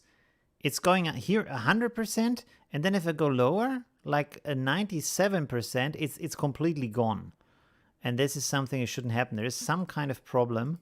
You see, if I turn it on and off, it's very slight. So it like it's something in the software turns it up to like almost 100% or over 100%. So that's kind of not ideal right now. So I'm just like it's just like a problem. Maybe if I rasterize it, 1 second. Let's rasterize this. Don't preserve the yes, preserve the effects. Okay, and then set this to normal. And then maybe reset this and set it back to screen. Let's reduce this a little bit. Yeah. Like that maybe. Huh? That's kind of, and this was just kind of like, it's not 100% where I want it to be, but it's kind of there. So duplicate this. So yeah, like just adding this kind of atmosphere, we have this kind of fiery bouquet effect flying from the flower. Yeah, it's yeah. Okay. And this is what I meant by to have it more like fitting the scene and the kind of feeling of the scene. And I think you wanted to do something like that here, but these colors that you use here with this, they just look too artificial. They look like picked from like just a color palette. They don't look like natural colors or like alive colors. That's the thing, maybe the right term. But the effect, I think this is the kind of direction I wanted to go with that.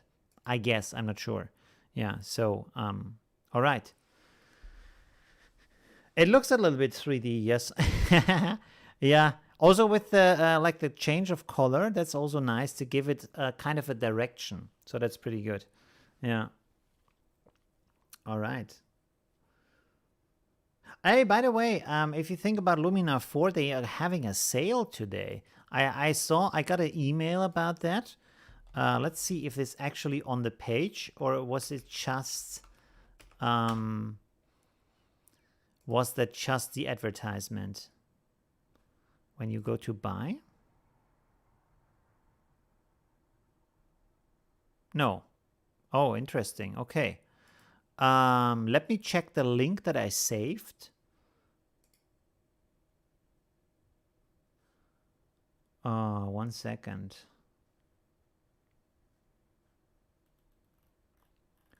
Where did I put the link? Inbox and then, oh, there. Okay, let's open this up. Yeah, there you go. It's 39 for some reason. This says euros. Maybe for you it says then dollars or something. I don't know. I can't click on this right now. Oh, wait a second. No. What is happening here? This is a scam. Is it a scam link? Because it says on fastspring.com. Holy crap. Oh, don't enter this into your browser. So this is actually a scam page, I think. What the hell? I did not see that. I cannot click on this.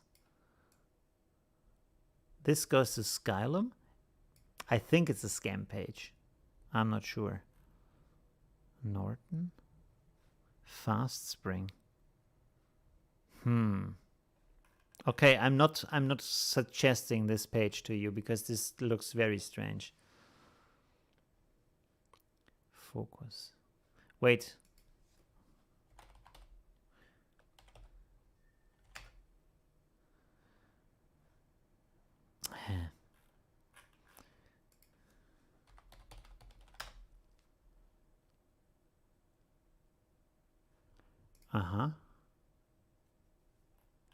One second. Exklusives Angebot zum Toppreis. Hier geht's zum Angebot. But this is the official Focus page, which is a German news magazine. And when I click here, this goes to...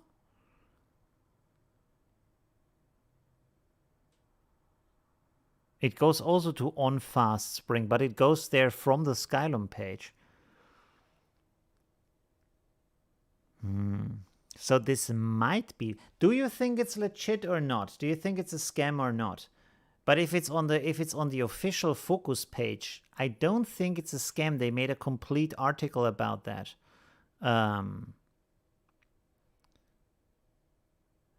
They write about this deal here. So, not a scam, right? You think it's legit? Okay. Powered by chip and focus. So I will post this in the chat. If you want to use this, you can. It's a payment system.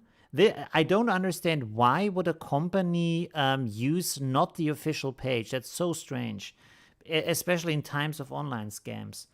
So you can check out this link if you want to. That goes to the deal. That the page is in German. So that's a problem maybe. And this is in euros, but I mean, it's like $50. It's like 56% off. So probably still a good deal. And I think you can change the language inside of the software to English. So that shouldn't be a problem if you buy it like that. So that should be good. And 39 euros is a really good deal for that. Yeah. Okay, so let's, if you want to check that out. I'm still a bit worried, but if it's on the official Focus page, I think it's legit. Okay, good.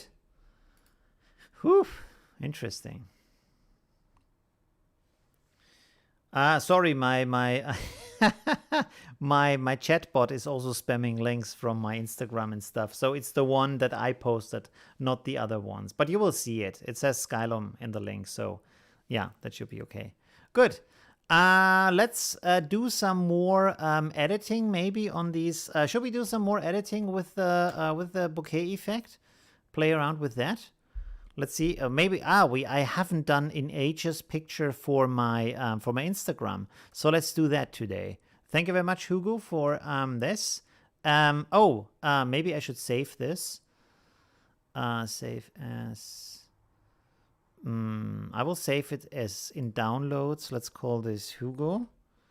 And then you could either write me on Facebook a message or send me an email, and I can send you this Affinity Photo file if you want to have it, of course. If you don't want to have it, that's okay too.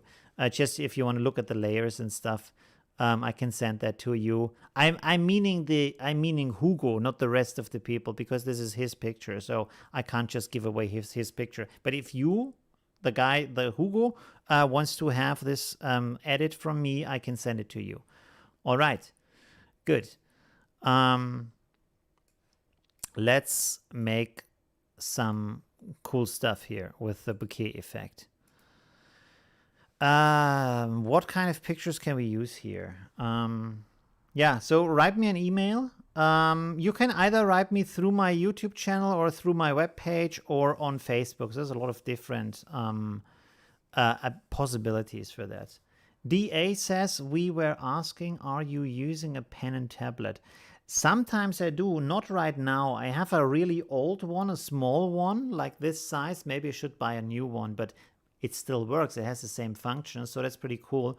And like the decision you should make is, do you only want to do photo editing, or do you want to also do like, I don't know, painting and design and maybe some things where you actually have to know the shape you're drawing? Like if you, for example, you draw light figures or something like that, or you want to write on the picture, then probably you want to have something with a screen. You can also use an iPad for that if you have one.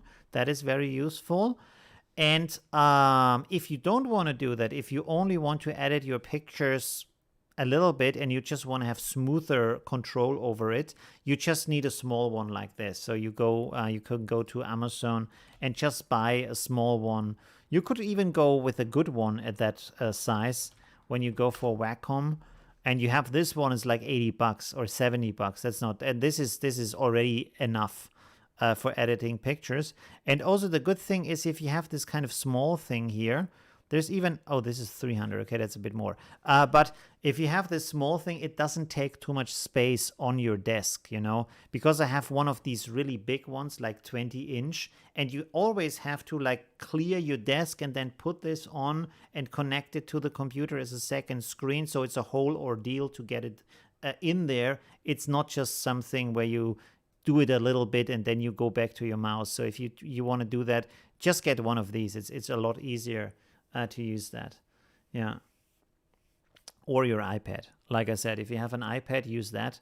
That's, of course, almost as good. I think a tablet has a bit more functionality than an iPad. I don't know. I've never tried that with the iPad. But yeah. Of course, if you have an iPad, makes this a lot of sense. Although I don't know what this kind of the pen costs. I think Apple is super expensive with the pen, right? Apple.com. Yeah.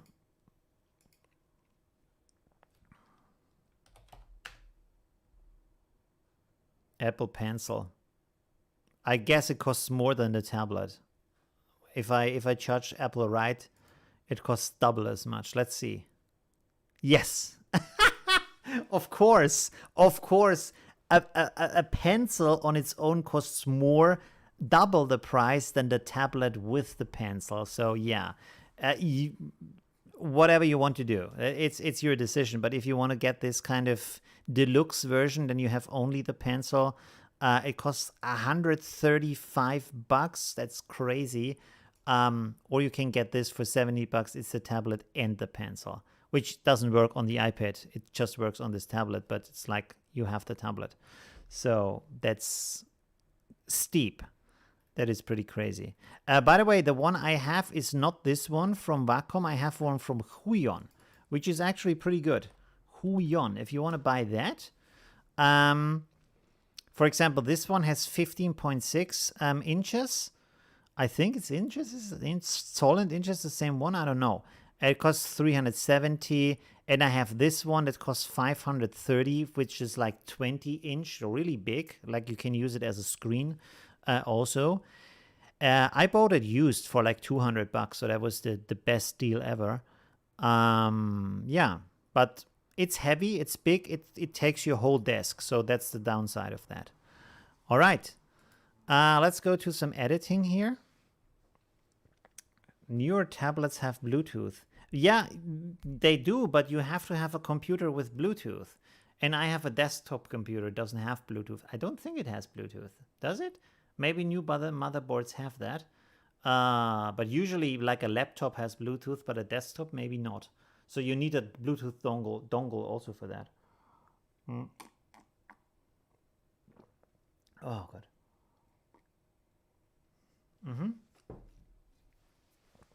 Okay, there we go. What do we want to do here? with our bouquet effect. We can use this, is pretty nice here. Let's select some pictures that could potentially be interesting for a bouquet effect. All right. Oh, I could go for some fries right now. I need to buy some tomorrow. Okay. Oh, this could be nice. What else can we do?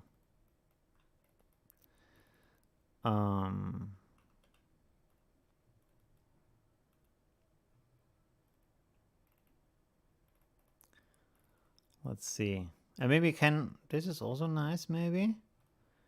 Hmm.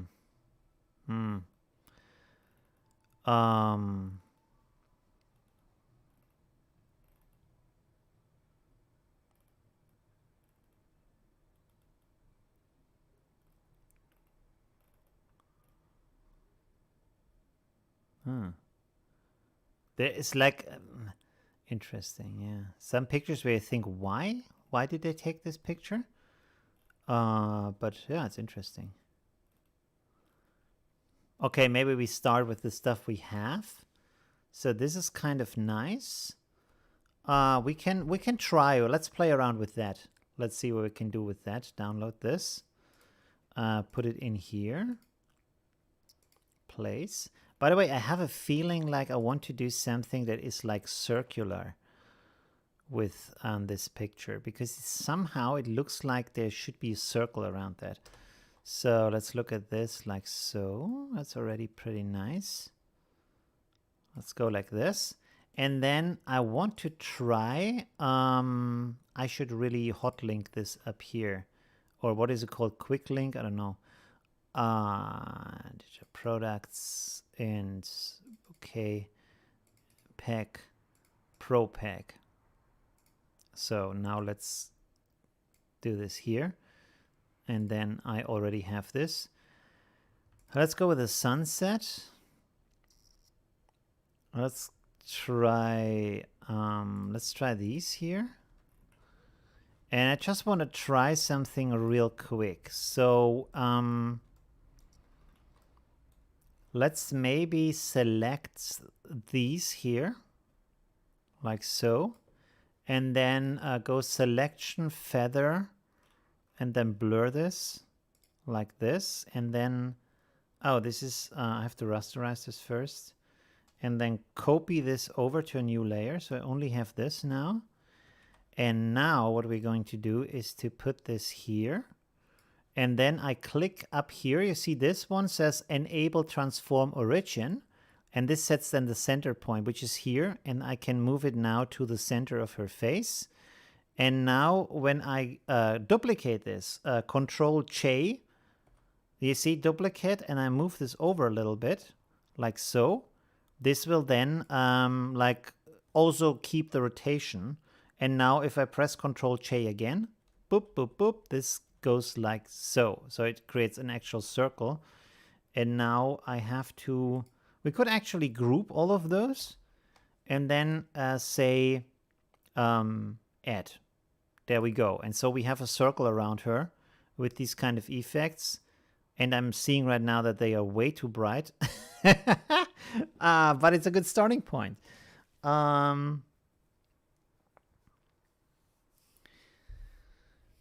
Yes, it's a good idea to get one of the higher end ones used. I also had a used one before, the Pro. What was it called? 1 second.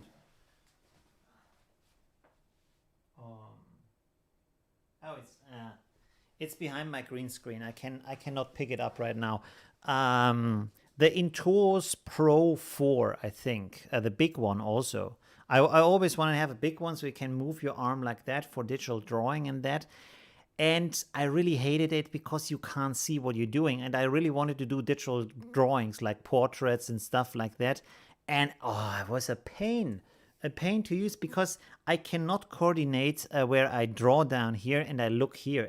It does not work with my brain. It's good for photo editing, but if you want to paint something, that just did not work. I took like hours and hours to try out over months to learn to paint with that, and I did make no progress at all. And then I bought the other one with the screen, and then wait a second. Let's go to Pinterest real quick. Oh, I have to. Oh, okay. Just logs me in automatically. That's nice. Where do I have the paintings? I don't know. I need to do some more paintings, by the way. I didn't do anything of that. They are my boards, right? Yes. I have... Oh, there. Cute illustrations. And I did these drawings. So this one, and then wait a second. I'm not sure. Maybe this was the second one or this was the second one. I'm not sure. So this is of course not my one, but this is my one down here. You see, so I made a copy of that. So this is the original. This is my version of that. And this was like the first try of using the board with the screen to draw this. Not that good. And then this is the other one. We can see this is the original and this is my copy, and that's already a lot better. Like I could never have done this with the other board. And this one was a lot of fun, this one here. Mine looks, I mean, the original one is really amazing, so mine is not even close to that. But it's pretty good still. I had a lot of fun drawing that. So this is the original and this is my version. And yeah. I just did that without, like, the good thing, of course, is if you copy another work, they already have all the solution on how to draw it in there. So you just, like, make a copy of that. So that's easy.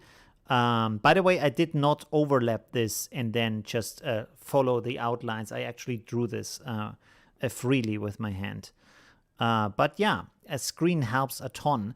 By the way, if you want to watch me do that, I have this actually as time-lapse on my channel. Sorry, I'm getting super sidetracked right now again. But if you go to my channel here to search and you enter time-lapse, you can actually watch me do these drawings. Of course, as a time-lapse, you can go here, for example, and then... with my red beard. Should I do a red beard again? Oh my god. I look like a Smurf on drugs. Oh my god. That was a really crazy time. But it looked cool. I mean, people really liked it. So, holy mama, I look really strange. And you can see my room in the background too. I didn't have a green screen at that point. I think, did I have studio lights? I don't have studio lights, I think. Oh, I used a fluorescent light, just one strip behind my screen. And yeah, that's what I'm using at that point. So I'm talking too much. Why I'm talking so long? What is going on? I'm talking for what? For 2.5 minutes. Dude, come on. There we go. So you can see I actually had a camera filming me, and then I also did a screen recording. Why did I stop doing that? It didn't get that many views. That's probably the reason why I did that. Also, why is this in the middle? I think I forgot to record the first part of the drawing, so you only see the second part. So this is not a full time lapse, actually. This is in Krita, by the way. Really good program, completely free for digital drawing. Let's go to the other one. What?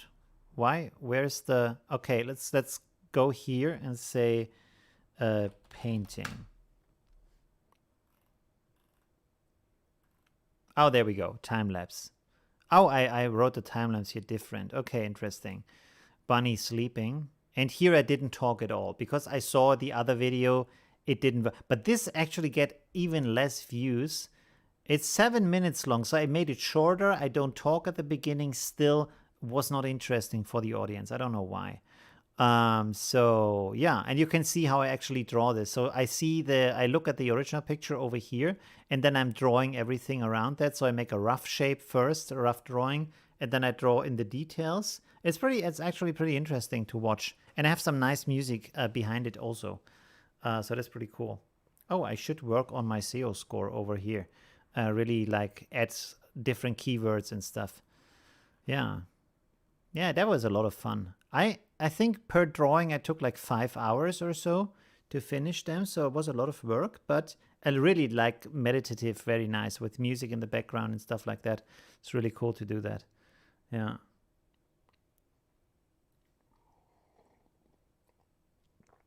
What color is umber? Does it say umber somewhere? Umber is like a beige, I would say. Let's go here. Umber? Yeah, it's like this brown beige color. Burnt. Yeah. Okay.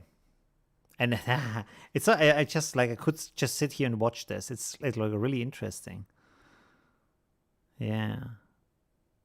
I really should do maybe tomorrow a little bit of drawing. I haven't done like for half a year or something. And it's so cool, especially if you copy another person's work, because you already see what they did and you can just follow their guidance and learn a ton from that.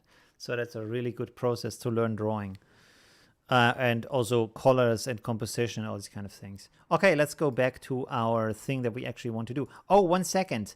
Let's reopen this real quick. Not this one, this one. If you want to watch this, there's the link. So enjoy this. Okay. Let's do something with this. Okay, I want to delete this again because this didn't work out. Let's take another part of that that's not as bright.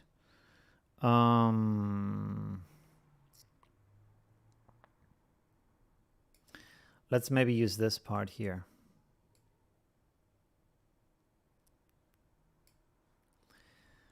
Layer. Wait, what? No, sorry. Select feather.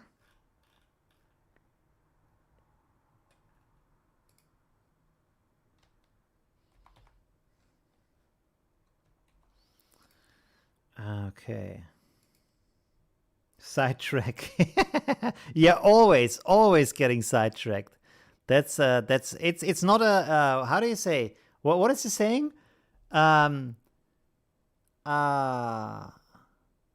It's a feature. It's not a flaw. It's a feature. I think that's the saying, right? What direction should we go with this? Maybe like so. Or is it like probably, whoops, this probably gives it too much. By the way, this is one of the things like maybe, could you say a downside? Maybe, yeah, maybe not. With my community is that they are very, very selective about what they watch.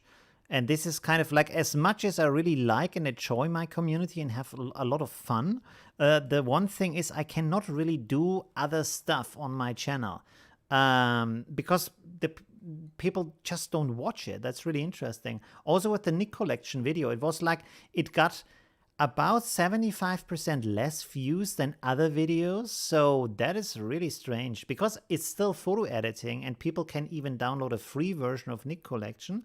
But still, a lot of people just not interested. I don't know why. Because I'm watching a lot of tutorials even about stuff that I'm not even doing in my real life just because I'm interested in the subject. And I'm actually staying with the subject, but still, it doesn't catch the interest. That's something that I find sometimes really strange. How far should we move that? Maybe like this. Okay. Good. Let's give this another try and see if this is better. Let's group this. And this is also why I want to do this Everything Can Happen Tuesday, to get my channel a little bit more open. So it's not just this one thing. Why is there... Oh, is it in the original? There's a piece missing? Wait a second. Did I not see that? Oh, no. Huh? What?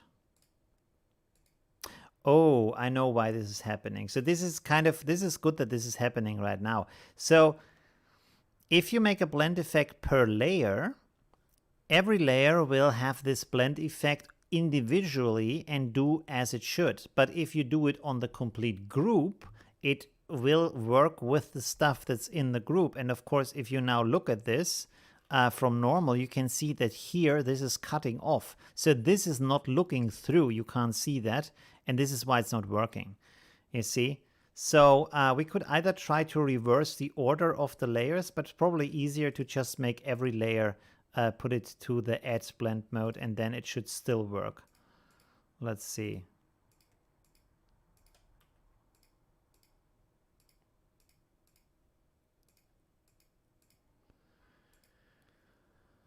What does the... I jump around a lot of stuff, research and have interest in. Yeah, it's also, yeah. I was in Photoshop with sometimes, and I don't even have Photoshop, but I figured it out. Yeah, that's like I'm doing also. I'm just looking at other pictures. What is going on right now? Okay, this is even stranger right now. Let's ungroup this maybe and see if this helps. Yes, that helps. Okay, so sometimes we get these kind of weird effects in Affinity Photo. But it's kind of what I wanted, not really. But we can use these individual slides now, move them around a little bit to get them a bit. Maybe it's just not a good idea.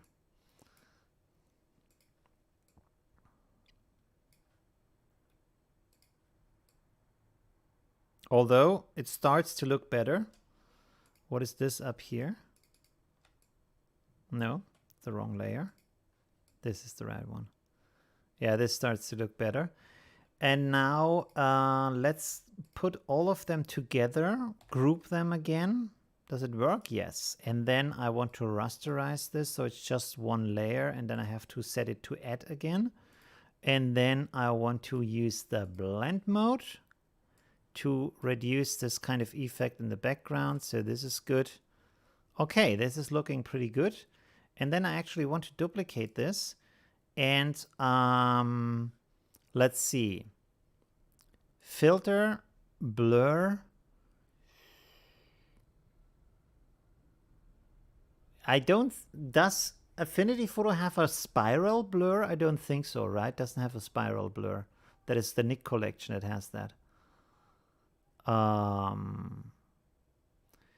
We could probably do it by hand. So let's do this zoom. Is it that weak, the zoom effect?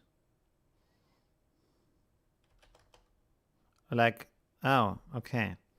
Let's try it like that, and then distort, spiral.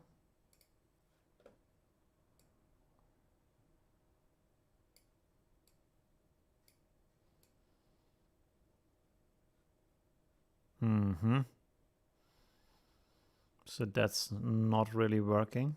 I mean, it looks good. It doesn't do any spiral thing.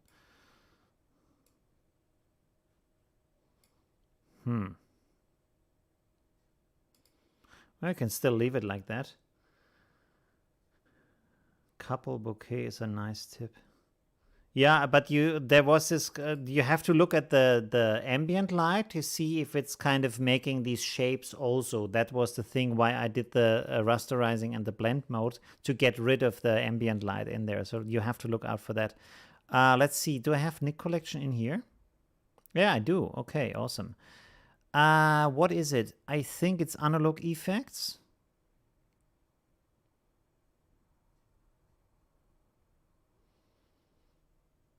And there we have this kind of motion camera. Okay, oh wow, that looks interesting. Ooh, yeah, got some cool effects here. Look at that. Wow, nice. And you can see like this, these are the typical like NIK Collection colors, so that's pretty nice. What I want to have is motion. Here we go. And motion, as far as I know, has a spiral effect on that.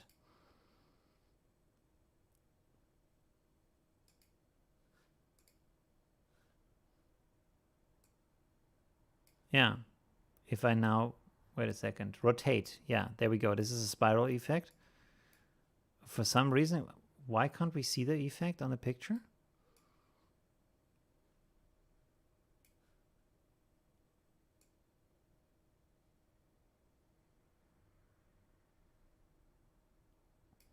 I thought this would be a lot stronger.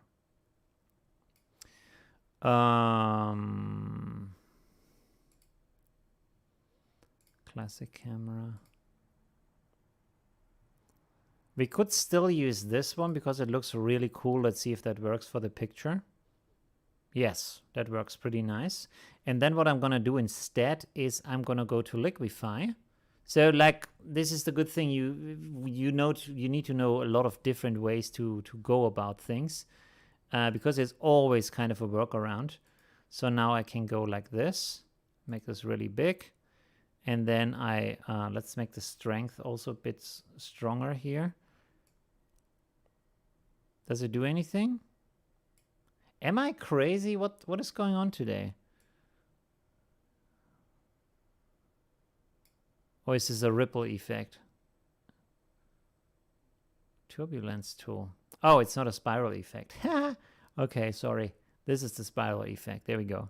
Let's see if this works. Yes, it does. Oh, yes. Okay. So let's spiral this a little bit.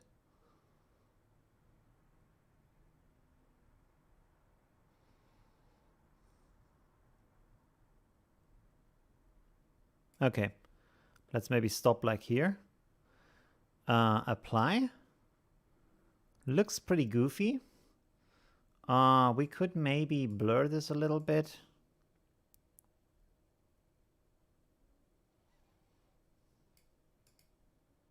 Maybe I shouldn't have done the... oh, we can actually reduce it a bit. You see, again, it goes from 100 to 69, and there is 96, and 96 you hardly see it. That's very strange. Let's try to set it to screen. That's not better. Okay, then we just go with this. That's good enough. And then I want to use maybe an eraser. It's, of course, destructive, but at the same time, it doesn't have any strange effects on the picture. And then we just remove the parts here on the face so we can still see her nicely.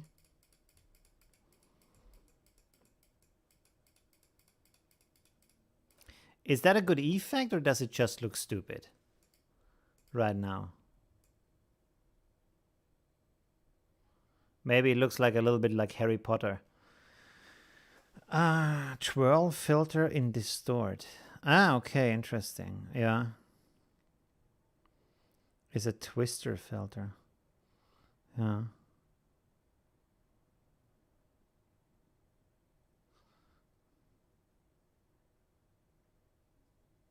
Yeah, the free version is very old, and because of that, it's not very stable. But it's good to like, you can also use it standalone. I'm not sure if the old version works standalone, but I think it does.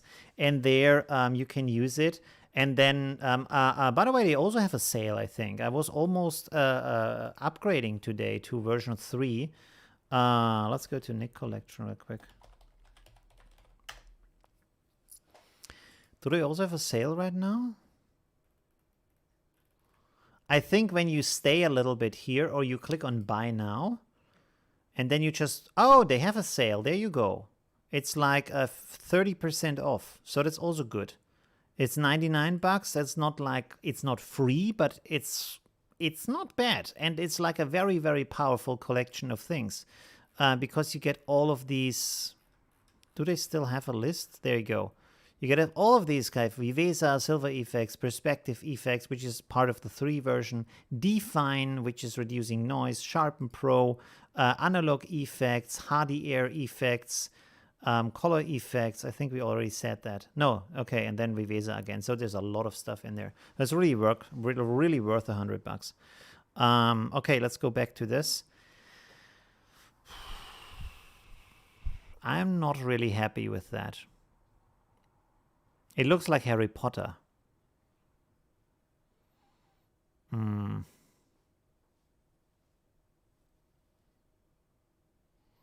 Should we... Let's turn this off.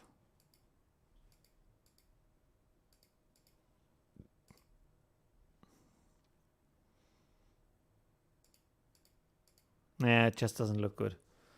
But we can try, let's place another one on here, which has a lot of these little effects, like so. Maybe that's too much. We can choose another one. Let's see, if we put this on here, and then we set this to add, like so, And then we liquefy this one. It has to be rasterized first. Boom, there we go. And let's see. No, that's the wrong effect. Go to spiral.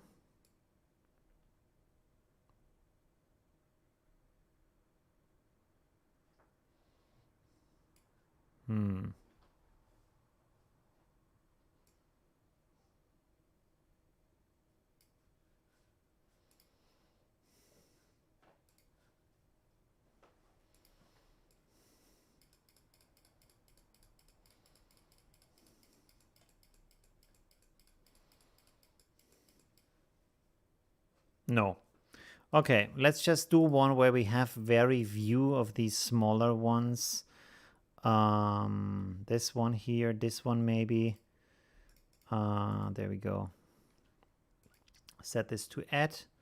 And then just remove the ones that are over the face. We can actually, let's place this a little bit different, like so.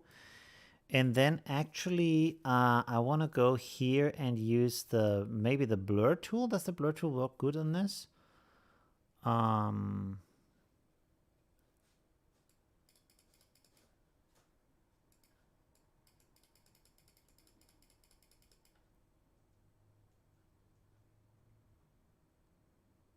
By the way, I have to this is one thing I have to figure out about Affinity Photo is the blur tool, because as you can see, it doesn't really do much.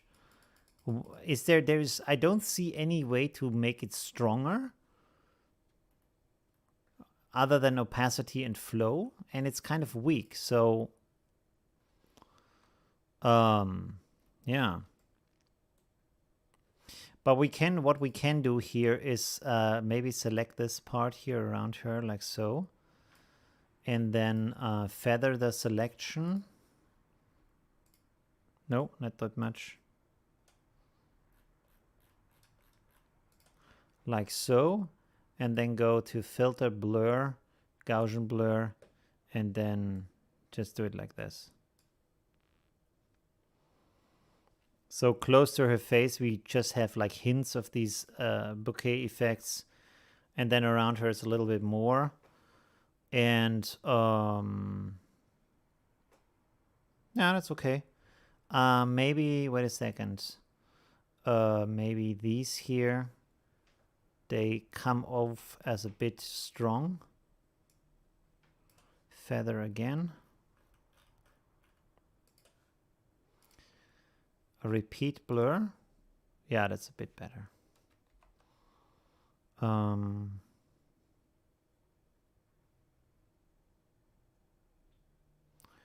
Maybe this one too. Maybe this one also. Okay, good. So that should be okay. All right, I think basically done, right? That's okay. Maybe we can remove this one because it looks like there is too much light in the hair.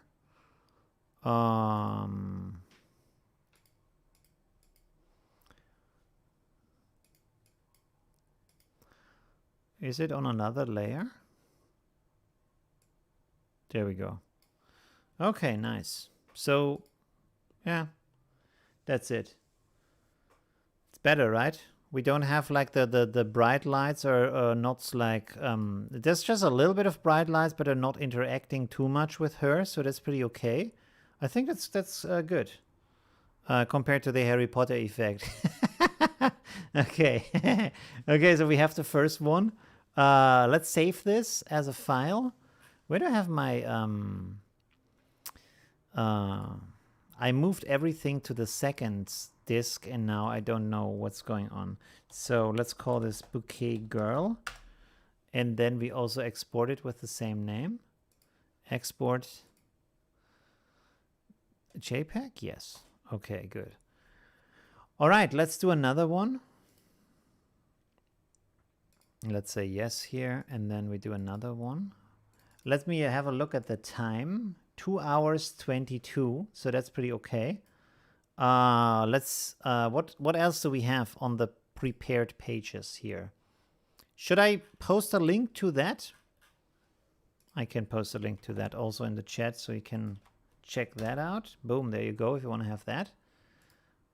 And don't forget about my pack, by the way. If you want to get that, that would be nice. Let me get the link. I think the bot is posting the link anyways, but just so, yeah.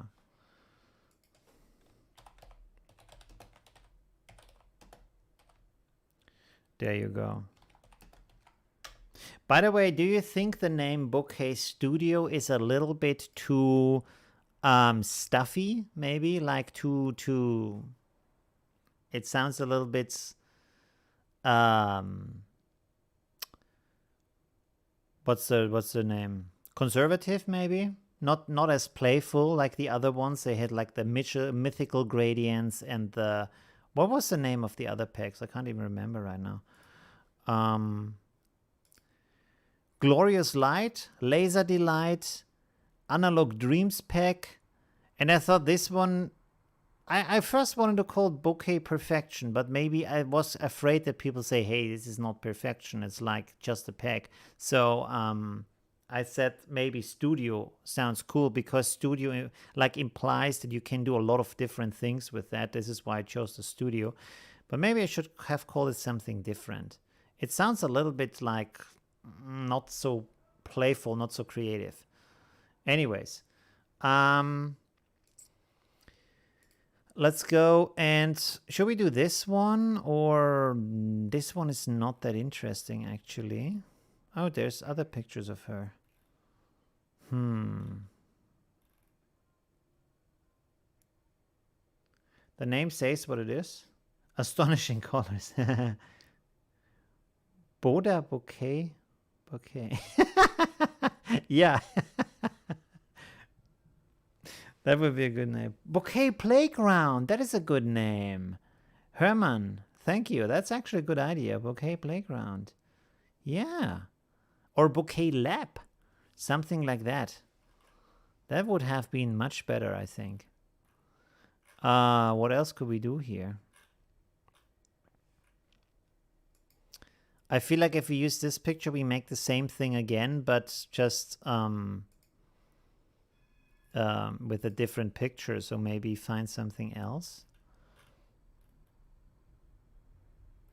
We could try to pimp this picture up because it's a good idea, but it just doesn't look that good. Maybe we can do something with that. That would be interesting. Oh, this is actually a much better picture here.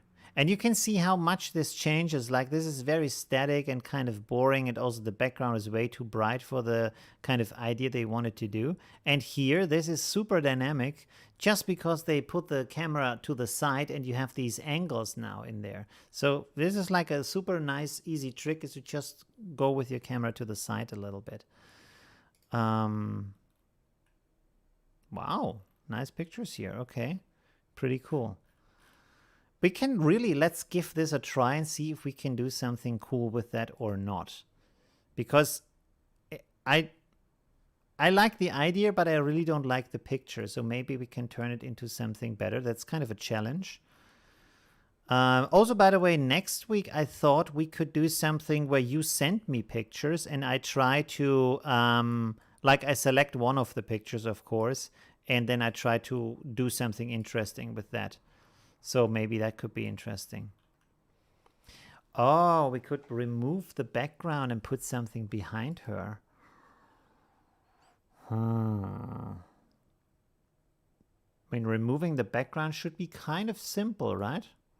Let's try. Add this here. And then this part. Oh, it's... Okay, there we go. So this is actually working.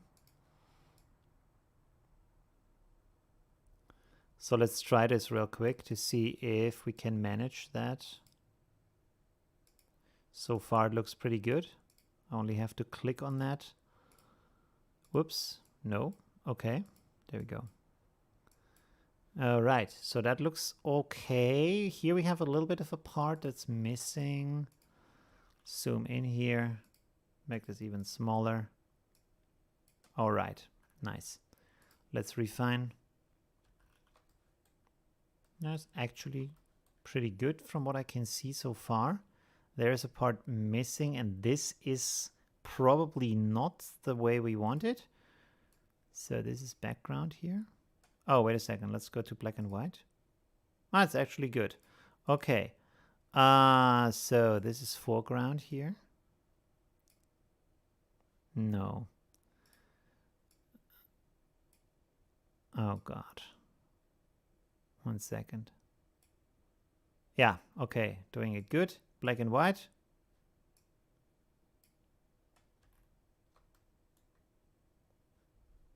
Good enough. Wait a second. Yeah, it's actually, I think that's good. All right. So we have that. Let's turn this into a mask. So we have it as like a copy, basically. And then we could actually put a city behind her. Let's do that.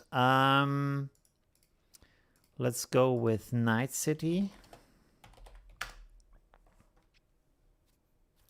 What do we have here? Maybe this is cool. Maybe not that. The perspective doesn't match. This is kind of strange. This could work.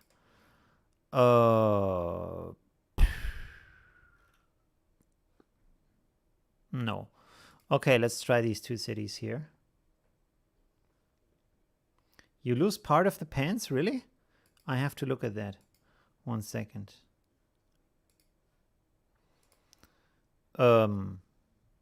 Where? Oh, it looks okay to me.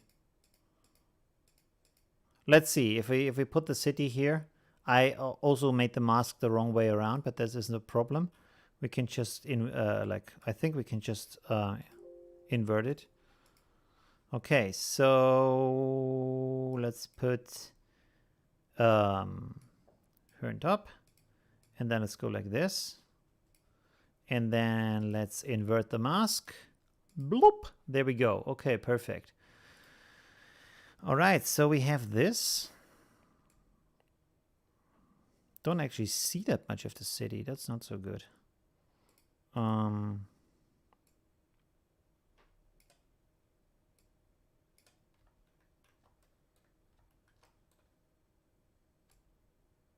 Oh, and she has like this really bright surrounding. Okay, let's see if we can do something with that. Let's duplicate this, and then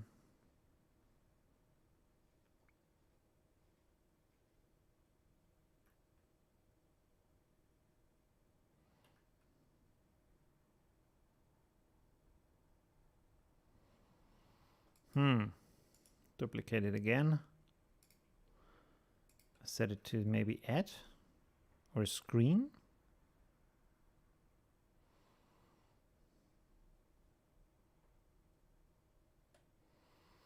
One second.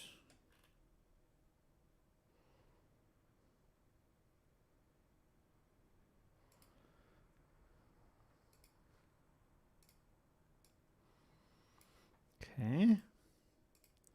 Set this to blur. That's already better. There we go. Okay, nice. So now let's make our good old overlay here. Let's set this maybe to soft light. And we have to rotate that.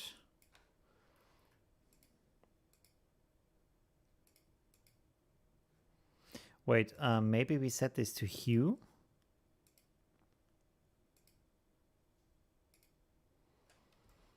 It's actually not too bad.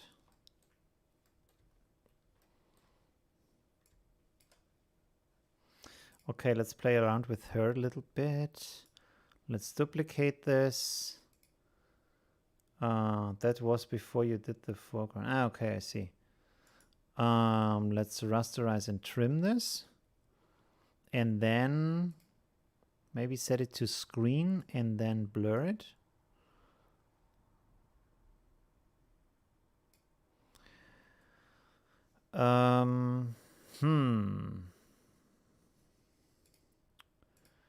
Let's duplicate the mask. like so.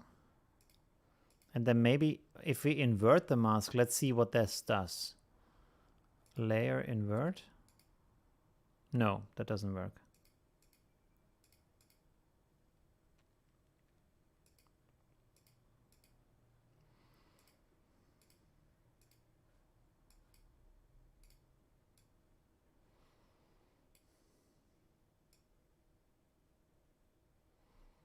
This doesn't seem to do anything right now. That's strange. Let's turn...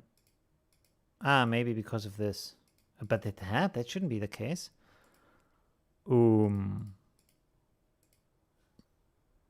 Let's try this side.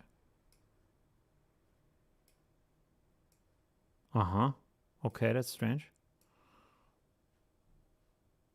Not sure why this is happening, but it's happening. Okay.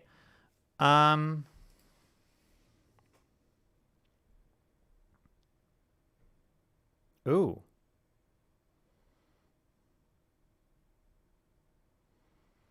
It's actually better.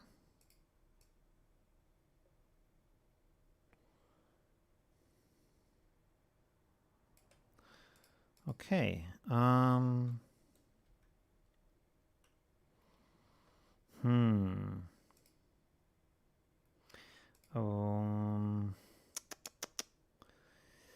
kind of not so happy that there is nothing behind her on the upper part.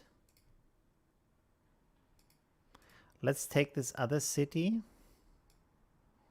Let's see.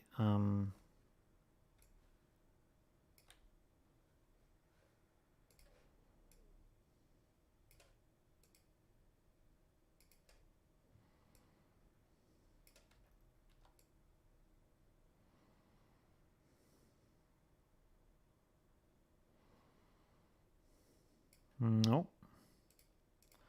Let's duplicate this. Set it to lighten. Turn it around. Up here.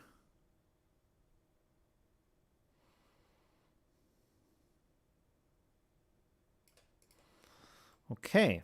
So we have kind of this sci-fi thing where like maybe we want to mirror that. Average, flip. Nah, maybe not. Let's undo this. Let's change the size maybe.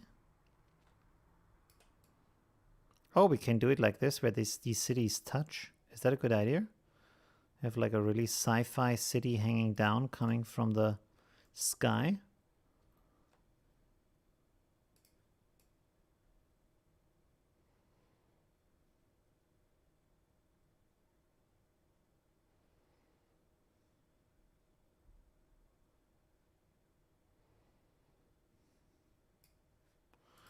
Okay.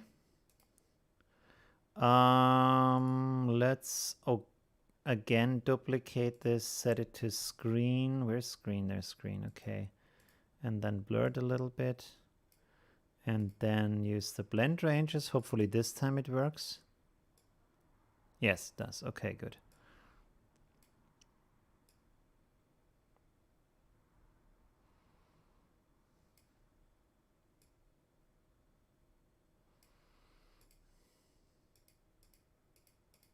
Okay, good. Oh, we didn't use any bokeh effects yet. Forgot about that. Let's go here to Miami. Miami, there we go, Miami. No, these are the wrong ones. I want to go to blue violet. And then we could try the really big ones. We could try the square ones or these ones, and also maybe these ones. Maybe these ones too. Oh, these ones are nice too. Okay, let's just put them all in here and see. I put them on the wrong part. I didn't see that you write anything. 1 second. I have to look at your post. 1 second. What did you say? Okay, Wonderland. That's where now I got it now. Before. Her shirt has a very harsh white outline.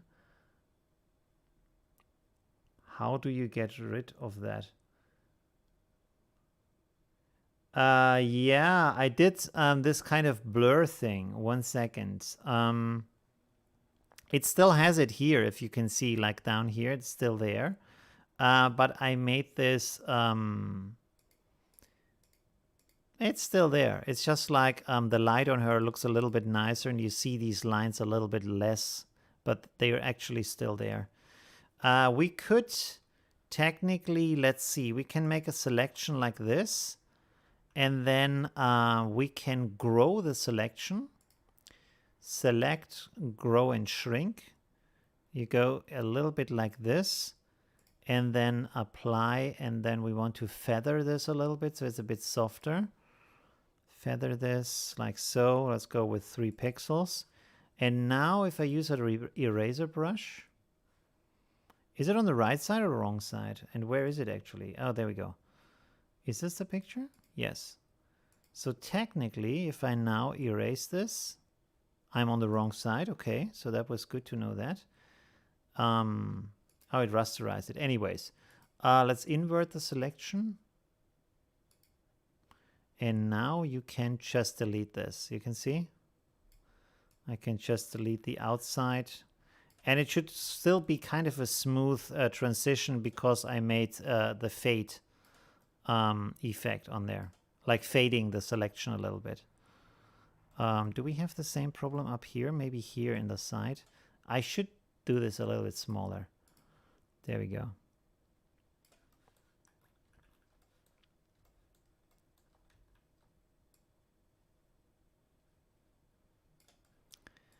So now if I go back, you see, that's actually a lot better. It's just an easy trick. You shrink the selection, then you feather it a little bit so it gets soft. So you get like a gradient in that area, and then you have a nice selection. Okay, let's play around a little with the bouquet effects. Let's take the big ones first.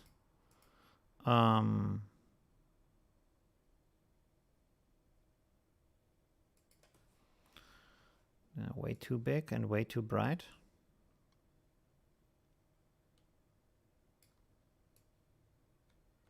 Oh, it's kind of nice. Let's reduce this.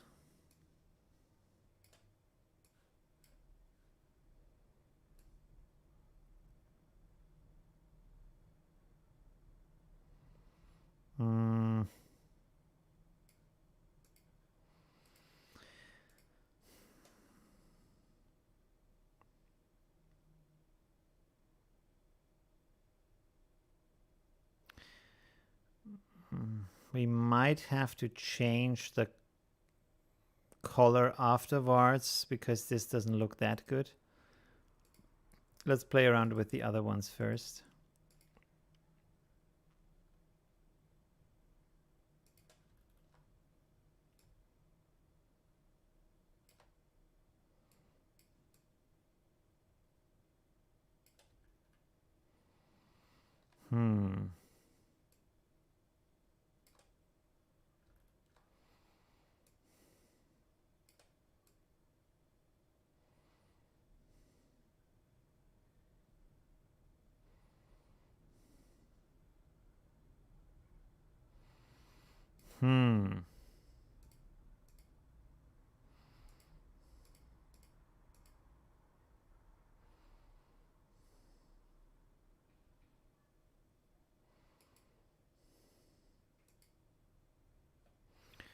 Those are the square ones. Oh, I resized the wrong ones.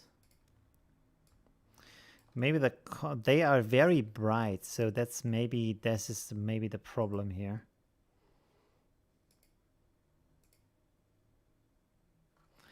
Let's try some other ones because these are not ideal for that reason. Sorry that everything is so small right now. There we go. Let's go here. Make this all documents. Sunset. Let's give those a try.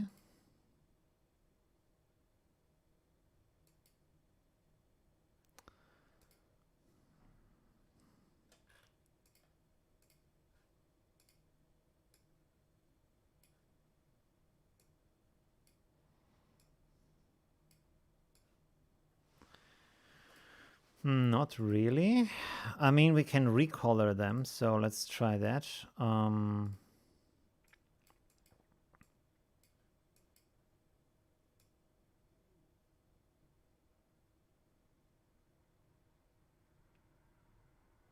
Yeah, maybe if we use blue ones and pink ones, that could work well. Let's duplicate this. And then rotate this.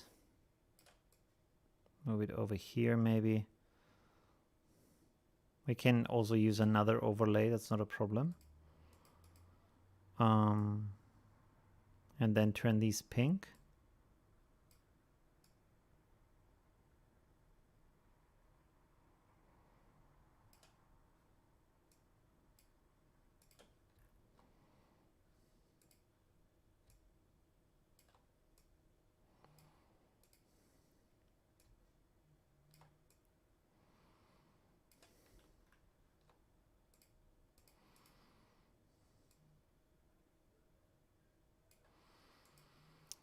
Okay.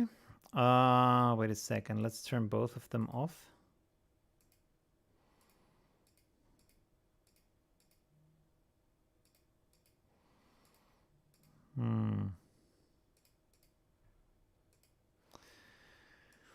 Let's see. That's better like this. Okay. And probably the other one too.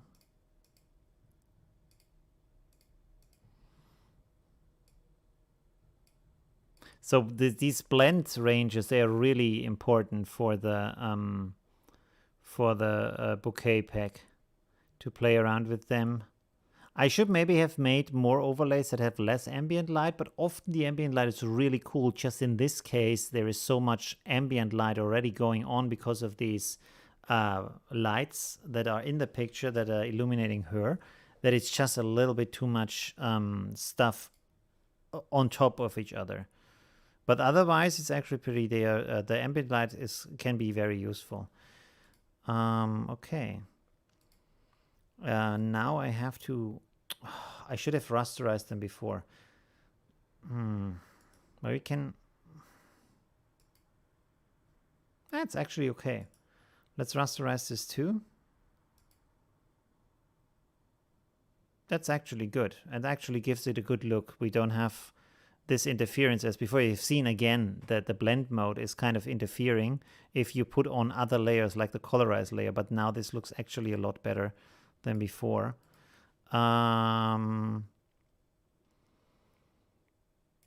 Again, I think we should blur some of them. Like this one seems a bit too much, maybe.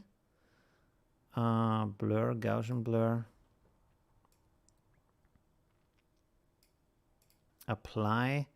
This one could either be completely deleted or like just blurred a little bit. Let's see. Yeah, it's okay. And maybe, because there's a lot of stuff going on here, maybe this one also, just the one. That's okay. This one.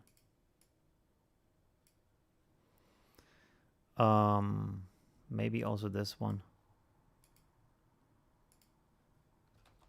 Okay, so now we have less of that stuff in here. Yeah, it's actually good. I'm pretty happy. The background is maybe a little bit too extreme. So let's go in here, make a levels adjustment for that, and just make the background a little bit darker, a little bit high contrast. No, not like that.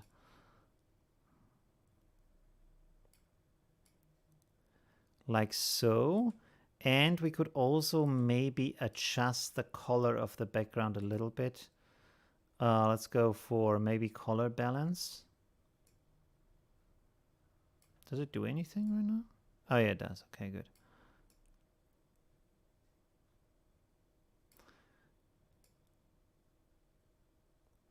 If we make this a little bit green maybe, so it's a kind of a difference to the foreground. Has this kind of dystopian light. It's maybe better, right? Okay. So it's not amazing because the original picture is still kind of strange, but yeah, it's still kind of nice. Do we still have the original picture somewhere? Let's place this again. No. There we go.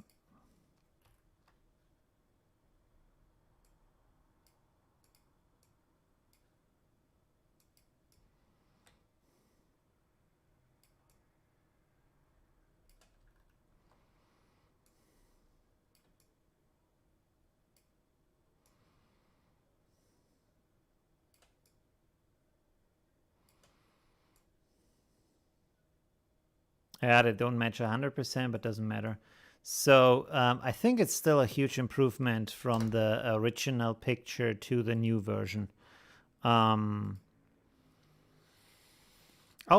one thing I forgot to blur the background. 1 second. I wanted to do that beforehand.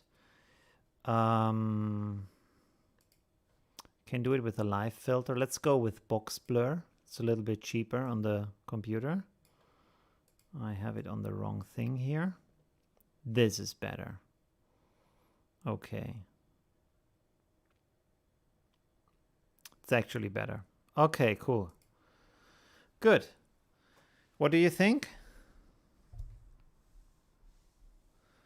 You like the movie Upside Down? You mean the city Upside Down?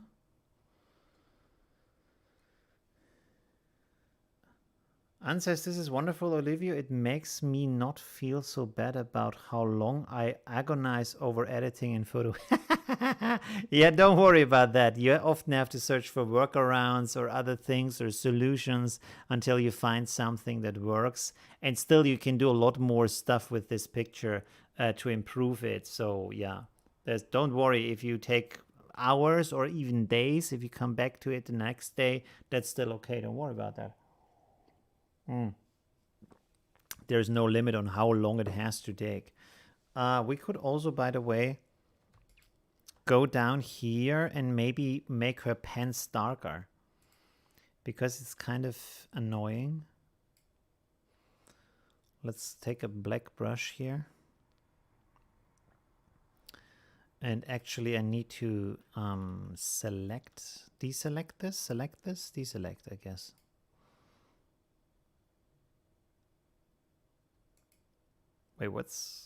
Wait a second. Let's try this, if this is the right direction or not. This is one thing I really wish they would do in a lot of software programs. I think now it's the wrong way around, right? No, it's okay. Is to give you any kind of understanding what is the inside and what is the outside of the selection. Like a little bit maybe of an overlay with a color, like usually it's red or something, but with this tool, like the lasso tool, you don't really have a good grasp on what is the inside and the outside. Probably you're getting to tell me that there's just a button I have to click that I don't know about, but I don't see anything that gives me kind of a visual guidance. That would be really, really nice to have that. Okay, let's just paint over this a little bit here.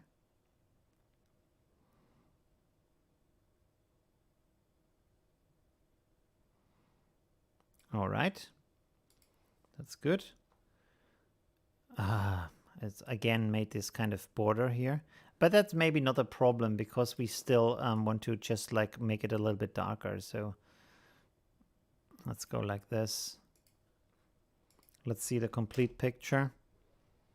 It has a little bit of an outline. Maybe we can stretch this a bit because it's just that part. This is it. Okay. So let's just stretch this in two sides a little bit.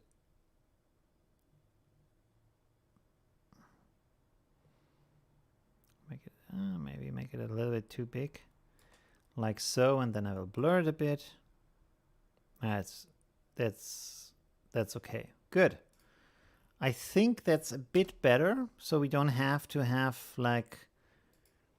It takes a lot of attention now. It takes less attention, right? So you look more of on her face and the upper part of the body, so that's better. Okay, that's it. How do you like it? Is it better than before? This is the original. This is it now. I think it's pretty big improvement. All right, I will save that. What do we call that? Neon. Bouquet girl. Grr. There we go. And then export as a JPEG also, so I can put this on. Maybe I'm not gonna put this on Instagram, to be honest. It's not that amazing. It's good. It's not that amazing. It's not like something you want to put on social media. Yeah, but it's a starting point.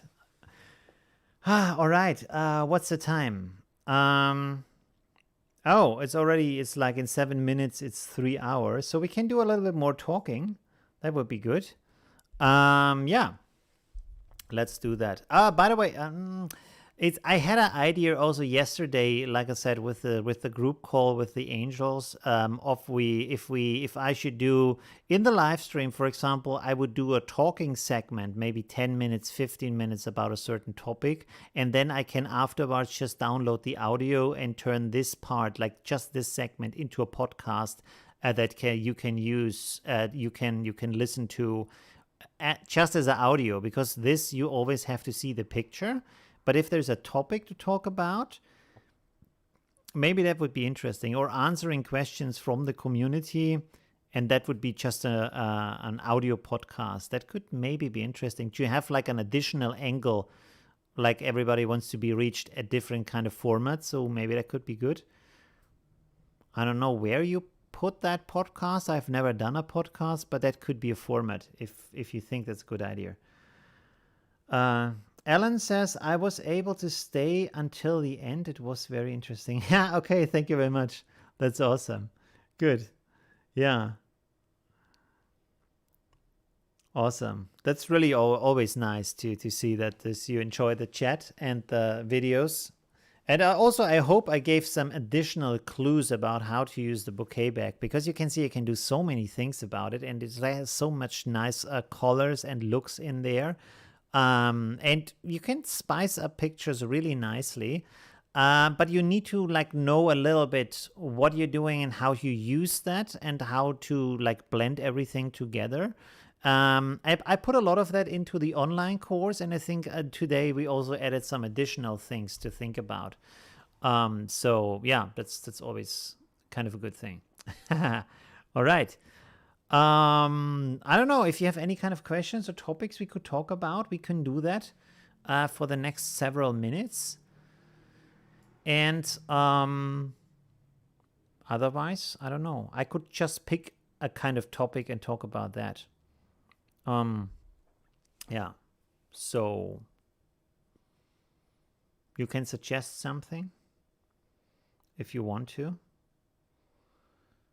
What else could we talk about?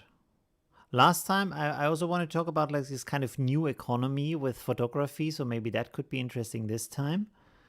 We can also talk about like how do you think about, sorry, like I said, including other software, like slowly introducing them once a month, doing a video about another tool like NIK Collection or Luminar, also very interesting.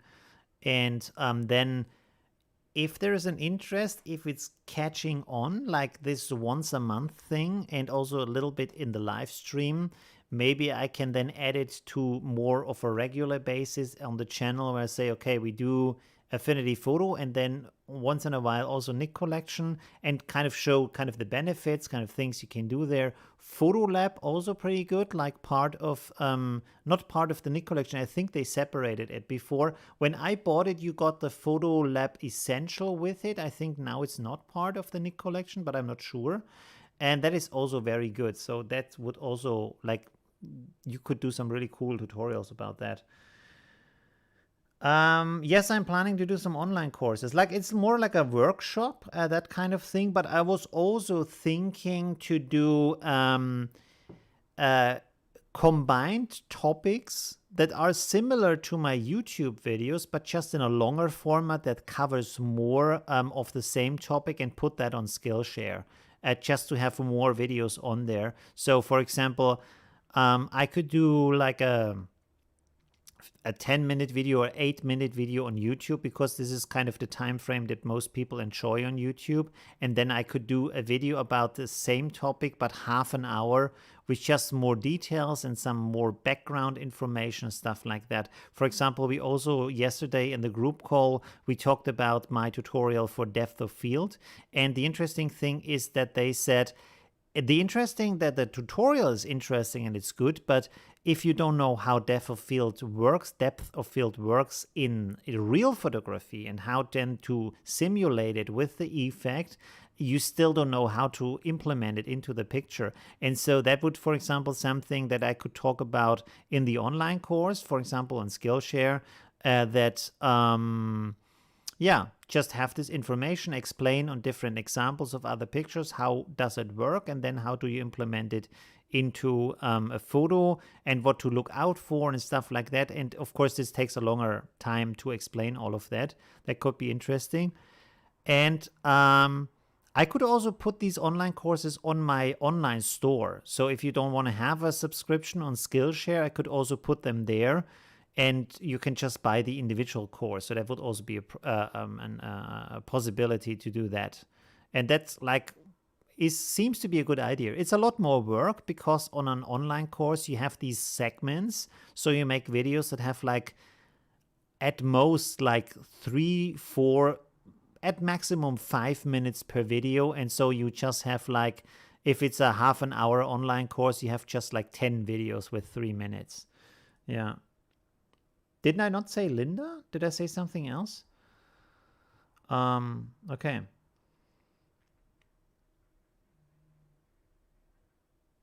Yeah, with yes. This is what I planned, but this is more like an online workshop. This is why it goes 4 weeks or 6 weeks or 3 weeks or something like that. I think actually the sweet spot from the results I got on Facebook and YouTube is between 4 and 6 weeks. And we also talked about that yesterday, and I think a concept that most people would like is a course that has content for 4 weeks and then has a 2-week, feedback also time, like an overlap time that is 2 weeks. So the full course is 6 weeks, because some people come late, some people have to work a lot more, so they don't have time to do the exercises on time. So there is an extra 2 weeks where you can post things, you can learn, you can improve, and then also the feedback gives you more information, helps you better if you come back after 1 or 2 weeks and look at the same exercises with different eyes with more experience. So that seems to be kind of a good thing to do it like that. Yeah. Yeah.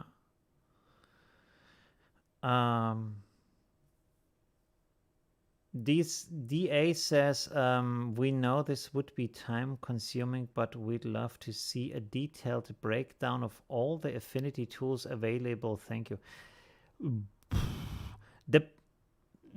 The problem with that is that I try to do videos like that, but often tools only work in connection to other tools. So if you explain an individual tool, it often just doesn't make sense to just explain that tool, or you couldn't show any kind of result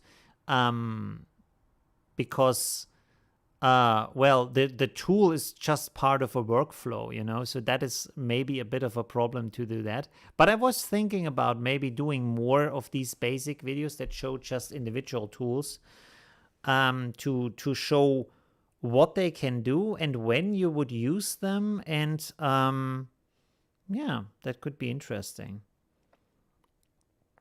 And or maybe make combinations of that. For example, this could also be an online course where on YouTube I make videos about the individual types of selection. So there is one video for one type of selection. I already did some videos on selecting things in YouTube, in Affinity Photo.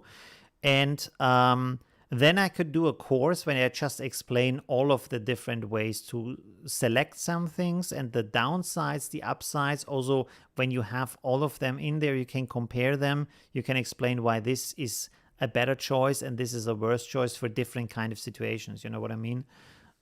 So yeah, that could be interesting as a course and as individual videos. Yeah.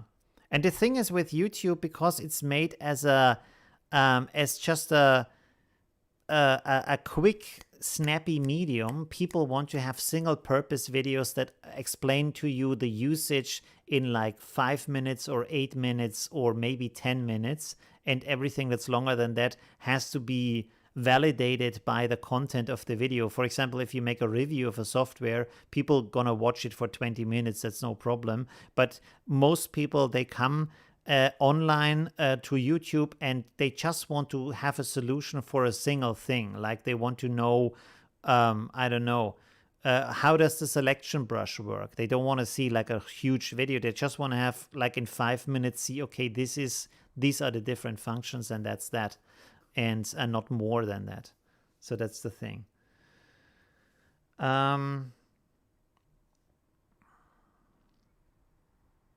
What's that? Wait, I have to put the chat over here so I can actually see the chat while I'm talking. There we go. Maybe let's reload that real quick. Can I reload that? Yes, I can. There we go. Okay, good. What was it? Using Publisher where you can cross the Affinity platform seamlessly. I think I missed some stuff. I hear you. I was wondering that would be a great tutorial. You'd really have to start by using Publisher where you can cross. Is there any easy way to build a realistic water drop? This I think was also requested before. I have to look into that. If you can do that in Affinity, if it has the tools for that. Because, for example, if you look at the Adobe products like Illustrator or Photoshop, they often have the ability to have a gradient follow a shape. And this makes it, of course, a lot easier to create stuff like that if the gradient follows like a form that you paint. And in Affinity, you don't have the ability to have a gradient follow the shape. So that makes it a lot more complex.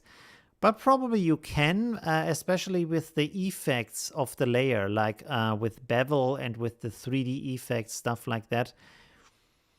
You should maybe be possible to do that. I'm not sure. I have to look into that and see if we can do that.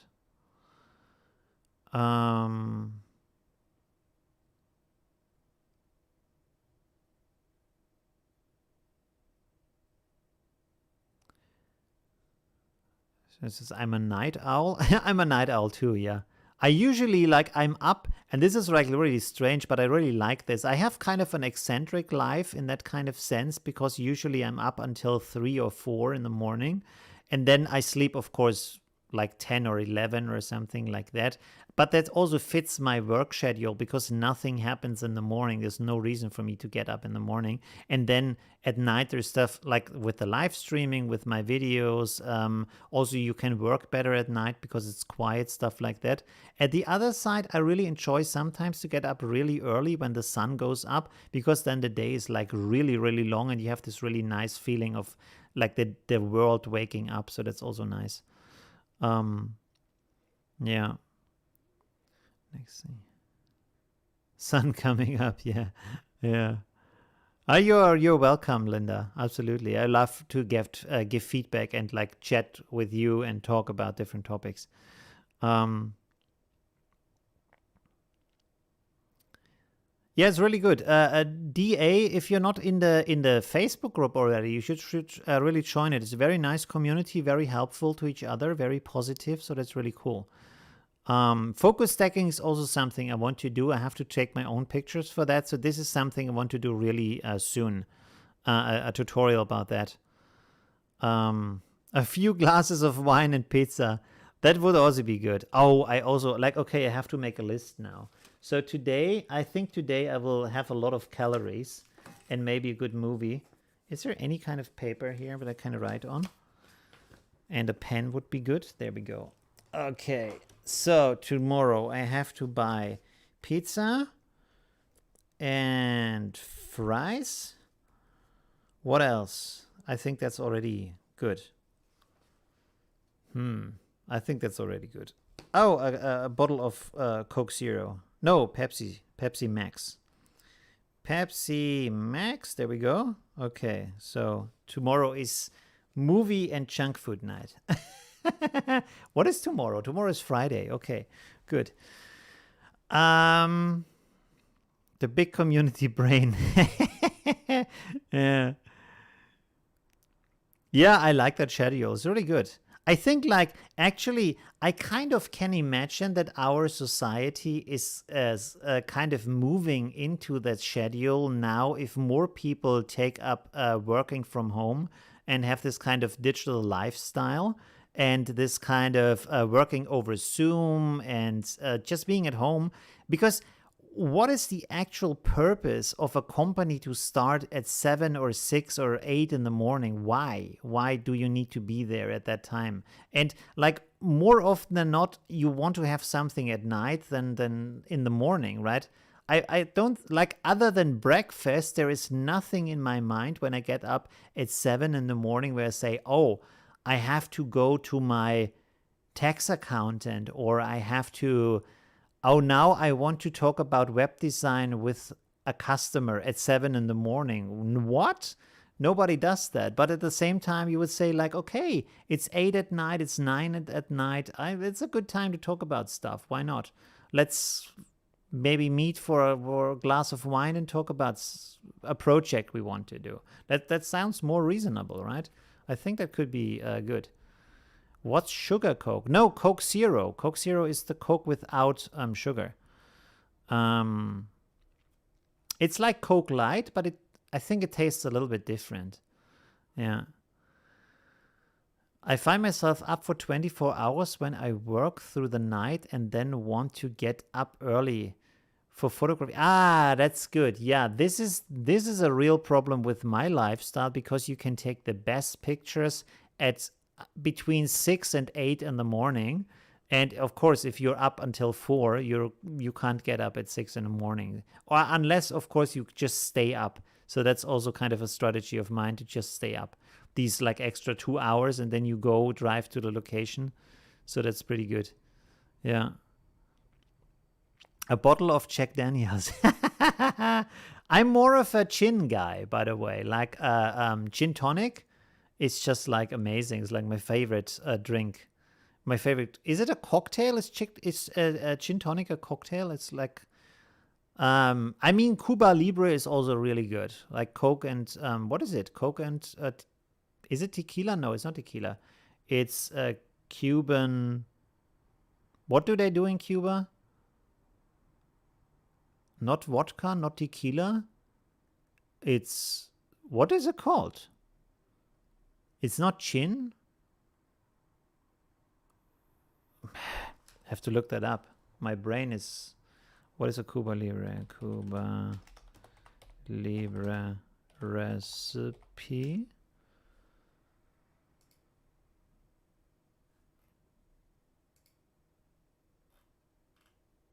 Oh, it's rum. Yeah, rum. Okay. Yes, that's also good. And tequila also. Yeah.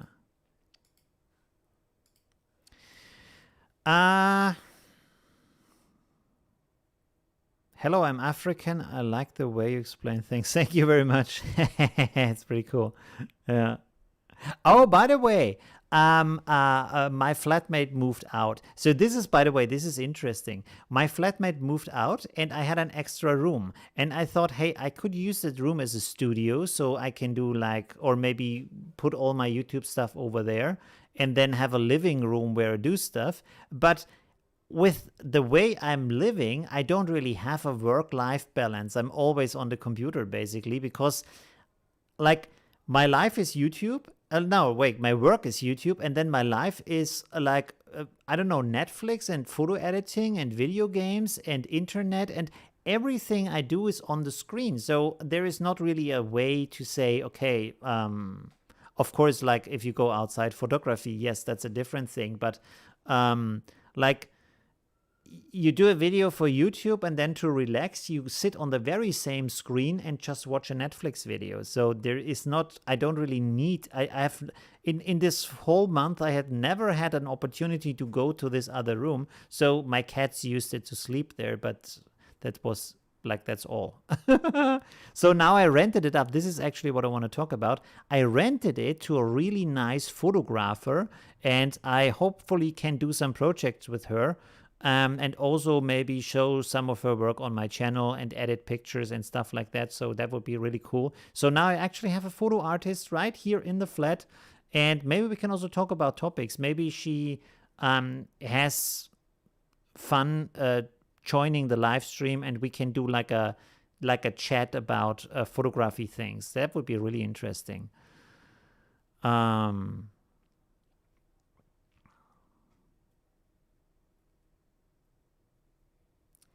All right. What else? Coke without sugar. I haven't drank alcohol in about 30 years. Oh, wow. But when I did, it was Jack Daniels. Okay, Jack Daniels and ginger ale with a twist of lemon. That sounds also pretty good. Yeah. I think like, I mean, is there, I think like whiskey is more like a mixed drink, right? Because maybe some people like the taste, but I don't really like the taste of whiskey just as whiskey. Like if it's mixed with some stuff, that's okay. That's pretty good. But on its own, I don't really like it. Tequila is from Mexico. Yes, absolutely. Cachaca is from Brazil. I've never heard of that. Interesting. Yeah. Digital editing is hard work. Sometimes, yeah, it can be. What video games do you like?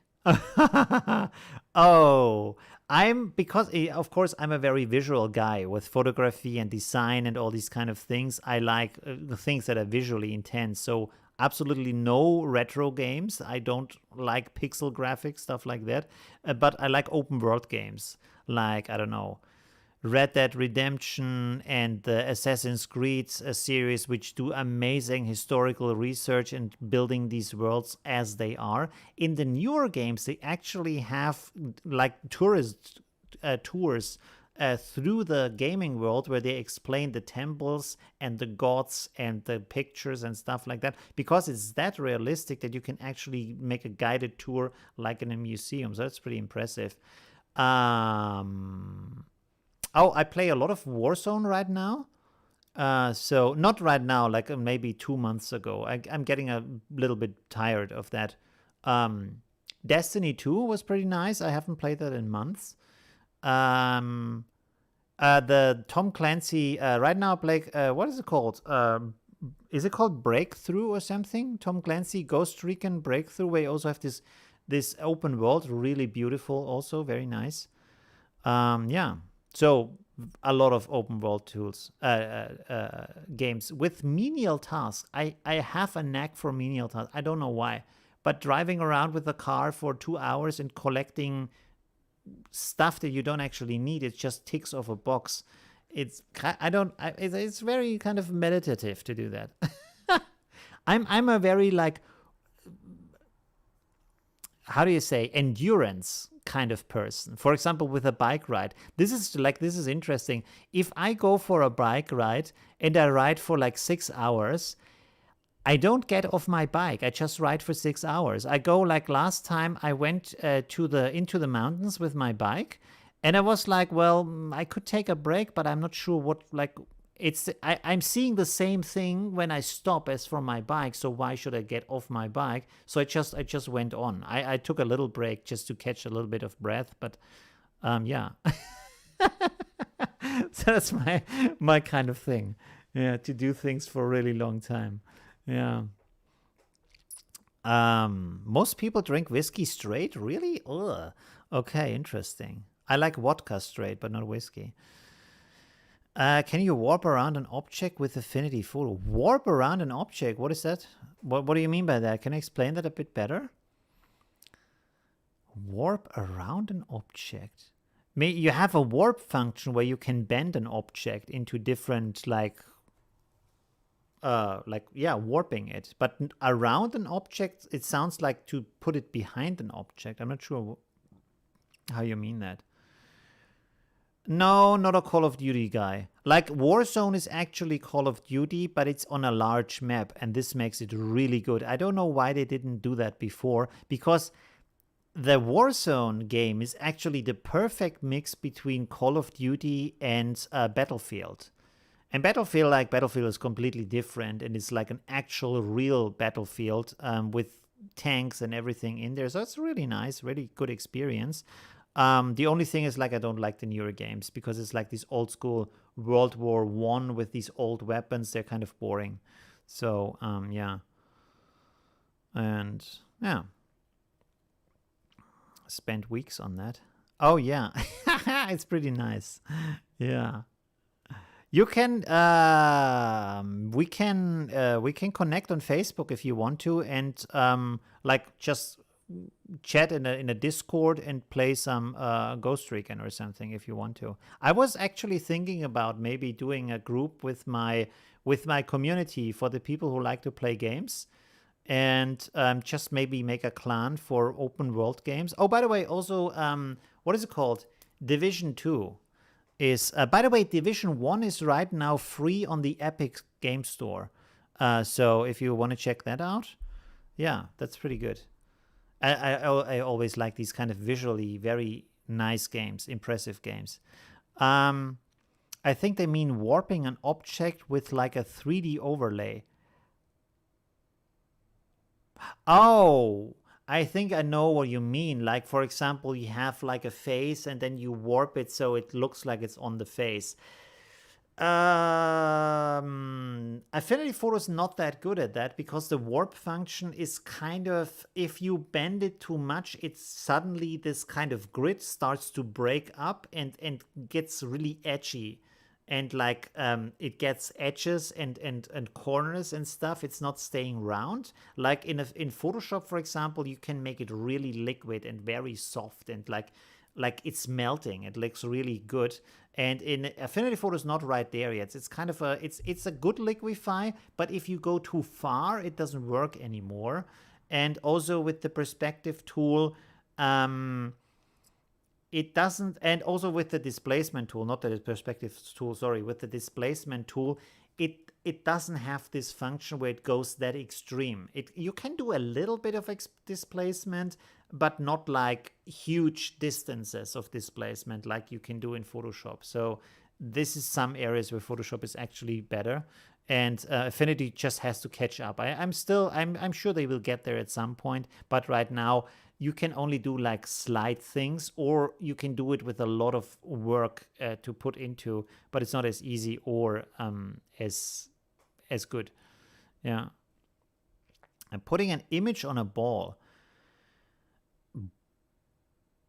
I mean, you could just maybe, yeah, with, I mean, a ball is kind of an easy surface, so that should be doable maybe, if it's not on the edge of the ball where it's like getting really like warped, really extreme. But if it's on the front and it's just like a little bit, you can basically just like go into liquify and use this push and pull tool and just make it round in the shape of the ball. So that should be easy. Yeah, write me on Facebook, and then we can just do a Discord room and do some. Do you have the break? Is it called Breakpoint? I think it's called Breakpoint. If you want, we can try it out after the stream. If you're up for that. Okay. By the way, we are. Oh my God! I have talked for half an hour. Oh God, I'm always good at talking. Okay. Yeah. So thank you very much for today. It was really amazing again talking with you. And yeah, sorry, I got really sucked into the talking part, so I really talked for a very long time. Yeah. Sean, write me on Facebook. We can play right now if you have time. And yeah, everyone else, please join my Facebook group if you want to. Where's the link? I think the bot posted the link like a bunch of times, but I could maybe still put it in there somehow if I find it. 1 second. There we go. Of course, I'm really appreciating it. Oh, you're on PS4. Does it have crossplay? We can figure out if it has crossplay. You can just write me, and then we can have a look at if there is crossplay in there. Okay. So thank you very much for everyone. Have a look at the Facebook group, and yeah, see you soon. Good. Bye.